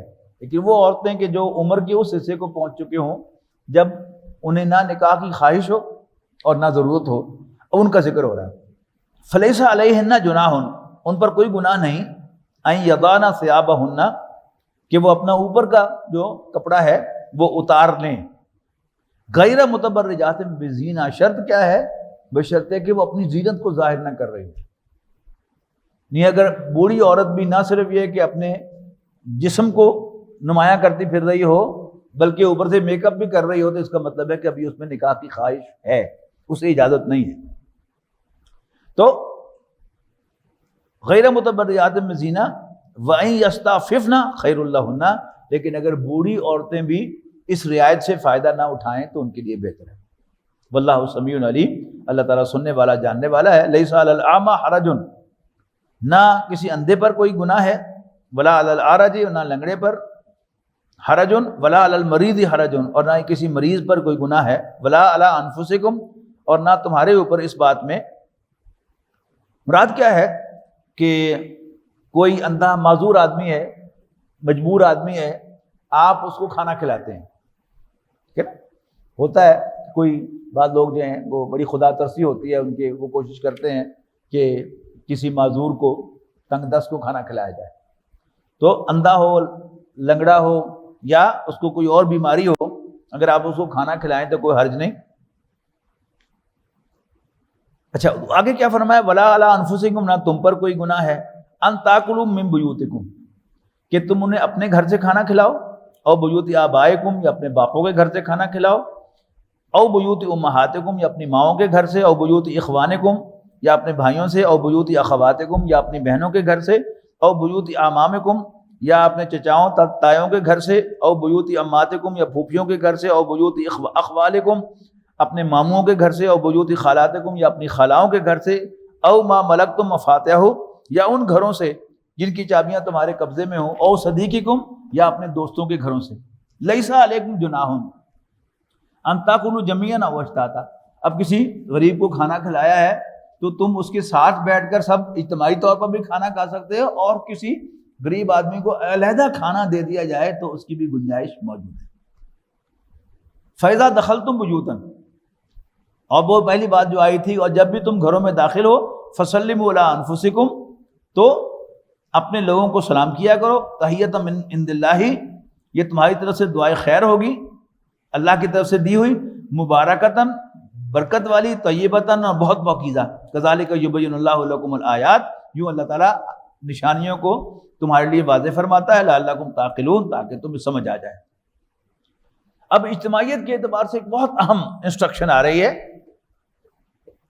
انما المؤمنون الذین آمنوا باللہ ورسولہ، بے شک مومن تو صرف وہ ہیں، یعنی مومن کہلانے کے حقدار، جو اللہ اور اس کے رسول پر ایمان لائیں، اور ان کا طرز عمل کیا ہو، وَإِذَا كَانُوا مَعَهُ، اور جب نبی اکرم صلی اللہ علیہ وسلم کے ساتھ کسی اجتماعیت میں ہوں، کسی جوائنٹ وینچر میں ہوں،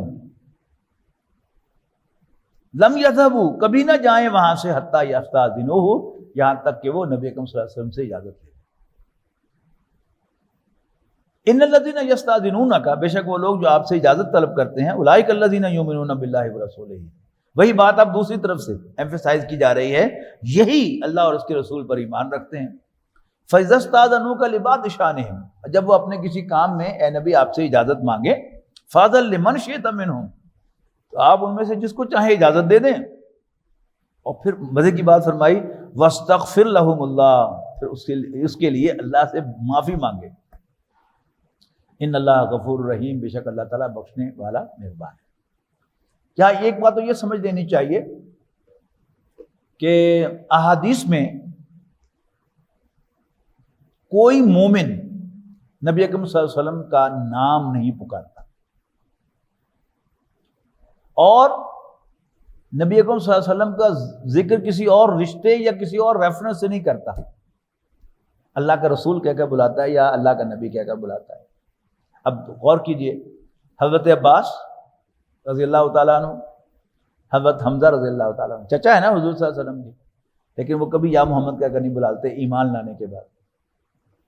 یعنی حضرت حمزہ حضور کے چچا بھی تھے، دور شریک بھائی بھی تھے، ہم عمر دوست بھی تھے، لیکن کبھی انہوں نے ایمان لانے کے بعد یا محمد نے کہا یا رسول اللہ یا نبی اللہ۔ ایسے ہی حضرت عباس نے۔ حضور صلی اللہ علیہ وسلم کی ازواج، آج کل تو شوہر کی پہچان ہی یہ ہے کہ عورت جس کا نام لے رہی ہے وہ اس کا شوہر ہے، لیکن نبی اکرم صلی اللہ علیہ وسلم کی کسی زوجہ محترمہ نے کوئی حدیث بیان کرتے ہوئے یہ نہیں کہا کہ میرے سرتاج نے یہ کہا، میرے میاں صاحب نے یہ کہا، بچوں کے باپ نے یہ کہا، ایک ہی ٹائٹل ہے، ان عائشہ رضی اللہ عنہا قالت قال رسول اللہ صلی اللہ علیہ وسلم، حضرت عائشہ سے مروی ہے، فرماتی ہیں کہ اللہ کے رسول نے یہ فرمایا۔ اب نبی کریم صلی اللہ علیہ وسلم کا سر نیم رسول اللہ ہے، سمپل ایز دیٹ، اور قرآن مجید میں بھی کسی بھی حیثیت میں آپ کا تذکرہ ہو تو ریفرنس کیا ہوتا ہے؟ رسول اللہ۔ لیکن اجتماعی معاملات میں نماز باجماعت ہے، صحابہ کرام نے حضور صلی اللہ علیہ وسلم کو جو پروٹوکول دیے وہی پروٹوکول ہر اس شخص کو دیے جاتے ہیں جو اس مسئلے پر کھڑا ہوتا ہے۔ یہ غلطی کرے تو اس کے ساتھ غلطی کی جاتی ہے، اس کے ساتھ غلطی کو ریکٹیفائی کیا جاتا ہے۔ صرف سبحان اللہ کہنے کی اجازت ہے لیکن اپنی نماز درست کرنے کی اجازت نہیں ہے نا یہ پروٹوکول۔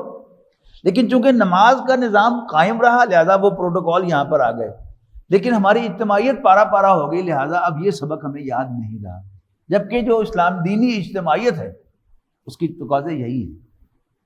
اور عام دنیاوی جو معاملات ہیں کہ کسی بھی آرگنائزیشن کے اندر کسی امپلائی کو یہ اجازت نہیں ہوتی کہ اپنے باس سے پوچھے بغیر وہ پھٹ جائے اور چلا جائے، لیکن جب دین کی بات ہوتی ہے تو فوراً یاد آتا ہے کہ نہیں وہ اللہ کے رسول تھے جی، وہ ان کا بات اور ہے۔ یعنی اپنے دفتر میں اپنے باس کی ہر بات مانتا ہوں اور اس کو وہ پروٹوکول دیتا ہوں، لیکن دین میں جو بھی امام ہے، امیر ہے اجتماعیت کا، جماعت کا، اس کو میں وہ مقام دینے کو تیار نہیں ہوں۔ یہ غور طلب مسئلہ ہے۔ اچھا، پھر یہ بات کہ جب بھی عام کسی کمرشل آرگنائزیشن میں باس اور سب آرڈینیٹ کے درمیان کوئی ایشو ہو جائے تو پھر سب آرڈینیٹ ان رائٹنگ معافی مانگتا ہے تو گاڑی آگے چلتی ہے۔ یہاں حضور صلی اللہ علیہ وسلم سے کہا جا رہا ہے کہ آپ جو بھی، اچھا چھٹی کا معاملہ کیا ہوتا ہے کہ چھٹی جو ہے یہ کسی امپلائی کا حق نہیں ہوتا، یہ جو امپلائر ہوتا ہے اس کا اختیار ہوتا ہے، چاہے تو چھٹی دے چاہے تو نہ دے۔ اب وہ کئی اینگل سے دیکھتا ہے۔ ایک اینگل کیا ہوتا ہے کہ وہ دیکھتا ہے کہ یار یہ غیر ذمہ دار آدمی ہے، میں نہیں بھی چھٹی دوں گا تب بھی چھٹی کر لینی ہے اس نے، لہذا اپنی عزت اپنے ہاتھ سے رکھو، چھٹی دے ہی دو۔ اور دوسرا آدمی اس کی ریزن بہت زیادہ جینوئن ہوتی ہے لیکن باس کو یہ اعتماد ہوتا ہے کہ یہ کبھی اگر میں کہوں گا کہ نہیں تو یہ نہیں جائے گا، تو اس سے آرگنائزیشن کی اسٹرینتھ ہے۔ پھر کئی دفعہ وہ دیکھتا ہے کہ اچھا چلو اس کو چھٹی دے بھی دوں میں تو کوئی حرج نہیں، کام تو نہیں روکے گا، لیکن اگر اس کو چھٹی دوں گا تو یہ کل واحد آدمی ہے اپنے ڈپارٹمنٹ میں تو وہ ڈپارٹمنٹ بند ہو جائے گا۔ No matter how genuine is his reason, اس کو چھٹی نہیں دیتا۔ لیکن یہ اختیار کس کے پاس ہوتا ہے؟ یہ امپلائر کے پاس یا باس کے پاس ہوتا ہے، یہ یہاں کہا جا رہا ہے۔ اب چونکہ دین کی اجتماعیت میں ہر شخص آتا ہے اپنی عاقبت بنانے کے لیے، عاقبت سنوارنے کے لیے، تو پھر اگر وہ چھٹی مانگ رہا ہے دنیا کے کسی کام کے لیے، اور بٹوین دا لائنز کیا ہے؟ جہاد سے جی چرانا، اجتماعیت میں سے نکلنا، تو پھر وہ ایک غلطی کر رہا ہے، دین کی کاز کو پسے پش ڈال رہا ہے، لہذا آپ اس کے لیے معافی مانگیں۔ وَاسْتَغْفِرْ لَهُمُ اللَّهُ، آپ ان کے لیے اللہ سے استغفار کریں، ان اللہ غفور الرحیم، بے شک اللہ تعالیٰ بخشنے والا مہربان ہے۔ لا تجعلوا دعاء الرسول بینکم کدعاء بعضکم بعضا، اور رسول صلی اللہ علیہ وسلم کے بلانے کو تم آپس میں ایک دوسرے کے بلانے پر قیاس نہ کرو۔ یہاں بھی یہی بات ہے کہ ایسے ہی ہوتا ہے، ایک شخص جو ہے وہ 5 بج گئے، وہ دفتر سے فٹافٹ سمیٹا سامان ڈراز میں ڈالا اور اٹھ کے کھڑا ہو گیا، ساتھ والا دوست اس سے کوئی بات پوچھتا ہے، یار فلانی گل، نہیں یار میں جانا شادی تے بچے انتظار کر رہے ہونے سارے میرے، میں چلے آیا۔ وہ اٹھ کے پارکنگ لاٹ میں آ جاتا ہے اور موٹر سائیکل پر بیٹھ کے کک لگانے لگتا ہے تو فون کی گھنٹی بجتی ہے، دیکھتا ہے تو باس کا فون ہے، سر جی، وہ کہتا ہے اتیا، چپ کر کے اوپر چلا جاتا ہے۔ یہ فرق ہے کہ نہیں ہے؟ تو یہ استحقاق خاص رسول اللہ صلی اللہ علیہ وسلم کے لیے یہ بات نہیں ہے، یہ عام کمرشل آرگنائزیشن میں امپلائی امپلائر ریلیشن میں بھی یہی ہے، اور دین کے اندر بھی یہی بات ہونی چاہیے۔ جیسے نماز کے اندر آپ دیکھیں نا کہ امام غلطی کرتا ہے، دوسری رکعت میں بیٹھنا تھا، 4 رکعت کی نماز ہے، تو امام بھول گیا، وہ سیدھا کھڑا ہو گیا، صرف سبحان اللہ کہنے کی اجازت ہے، باقی آپ پر لازم ہے کہ آپ اس کے ساتھ کھڑے ہو جائیں، غلطی کریں اور پھر آخری رکعت میں سجدہ سہو کر کے اس کو ریکٹیفائی کریں۔ اگر آپ چاہیں گے کہ جلدی جلدی آپ تحیات پڑھ کے کھڑے ہو جائیں تو آپ کی نماز ٹوٹ جائے گی، امام کی نماز برقرار۔ تو اشارہ کافی ہے اس کے بعد فرمایا جا رہا ہے کہ یعنی رسول کے بلانے کو آپس میں ایک دوسرے کے بلانے پر قیاس نہ کرو، اور ایون گھر میں ہوتا ہے، یعنی بڑا بھائی کو بات کہتا ہے، بڑا بھائی بھی بڑا بھائی ہوتا ہے نا، اس کی ایک خاص امپورٹنس ہے، ایک خاص حد تک ماں نے کہا ہے تو اور ہے، والد نے کہا ہے تو اس کی ایک اور امپورٹنس ہوتی ہے۔ وہ مجھے یاد ہے کہ بچپن میں صبح فجر کی نماز کے لیے والدہ 2-3 دفعہ آواز دے کے چلی جاتی تھی، تو ہم یہیں پر سن کے تو پھر بیٹھے رہتے، اور پھر آخر جب ابا جی کی آواز آتی تھی تو پھر تو رضائی ادھر اور ہم ادھر، تو فرق ہوتا ہے نا، ہو از کالنگ، کون بلا رہا ہے، اس میں لازماً فرق ہوتا ہے۔ تو دینی آرگنائزیشن میں جو بھی امیر ہے، جو بھی ذمہ دار ہے، اس کا ایک خاص مقام ہے، اس کو عام پر قیاس نہیں کیا۔ اس کے بعد بڑی خوبصورت بات ہے، قد یعلم اللہ الذین یتسللون منکم لواذا، یہ جو اسکول میں پھٹنا ہوتا تھا نا کہ سویرے حاضر لگ گئی تھی اور آخری پیریڈ پھٹ گیا، اب یہاں کہا جا رہا ہے کہ اللہ کو خوب معلوم ہے ان لوگوں کے بارے میں جو آنکھ بچا کر کھسک جاتے ہیں۔ فَلْيَحْذَرِ الَّذِينَ يُخَالِفُونَ عَنْ أَمْرِهِ، ڈرنا چاہیے ان لوگوں کو جو اللہ تعالیٰ کی کاز کی مخالفت کر رہے ہیں، اللہ کے مشن کی مخالفت کر رہے ہیں، یہ ڈسپلن کو خراب کر کے، ان تصیبہم فتنۃ، کہ کہیں وہ کسی مصیبت میں نہ پڑ جائیں، او یصیبہم عذاب علیم، یا انہیں کوئی دردناک عذاب نہ آلے۔ الا ان للہ ما فی السماوات والارض، اچھا جو چھٹی مانگی جاتی ہے وہ کسی ایکسکیوز کوئی ہوتا ہے نا کہ میرا منڈا بیمار ہے یا میرے کاروبار کو یہ معاملہ ہے، اب اس کو ذہن میں رکھ بولے الا سن لو ان للہ ما فی السماوات والارض، آسمان اور زمین میں جو کچھ ہے وہ اللہ کا ہے، تمہارا کتوں آ گیا؟ میرا کاروبار، میرا گھر، میرا بچہ، یہ سب کچھ اللہ تعالیٰ کا دیا ہوا تو ہے، تاٹا کتوں آ گیا؟ اللہ کا ہے سب کچھ جو آسمان اور زمین میں ہے۔ قد یعلم ما انتم علیہ، اور یہ جو تم بہانہ بناتے ہو کہ یہ مسئلہ ہو گیا، اللہ خوب جانتا ہے کہ تم کس حال میں ہو۔ وَيَوْمَ يُرْجَعُونَ إِلَيْهِ، اور جس دن یہ اس کے حضور لوٹائے جائیں گے، فَيُنَبِّئُهُمْ، تو انہیں جتلائے گا، بما عملوا، ان کی کرتوتوں کے بارے میں، واللہ بكل شيء علیم، اللہ تعالیٰ ہر چیز کا علم رکھنے والا ہے۔ بارک اللہ لی ولکم فی القرآن العظیم ونفعنی وإیاکم بالآیات والذکر الحکیم۔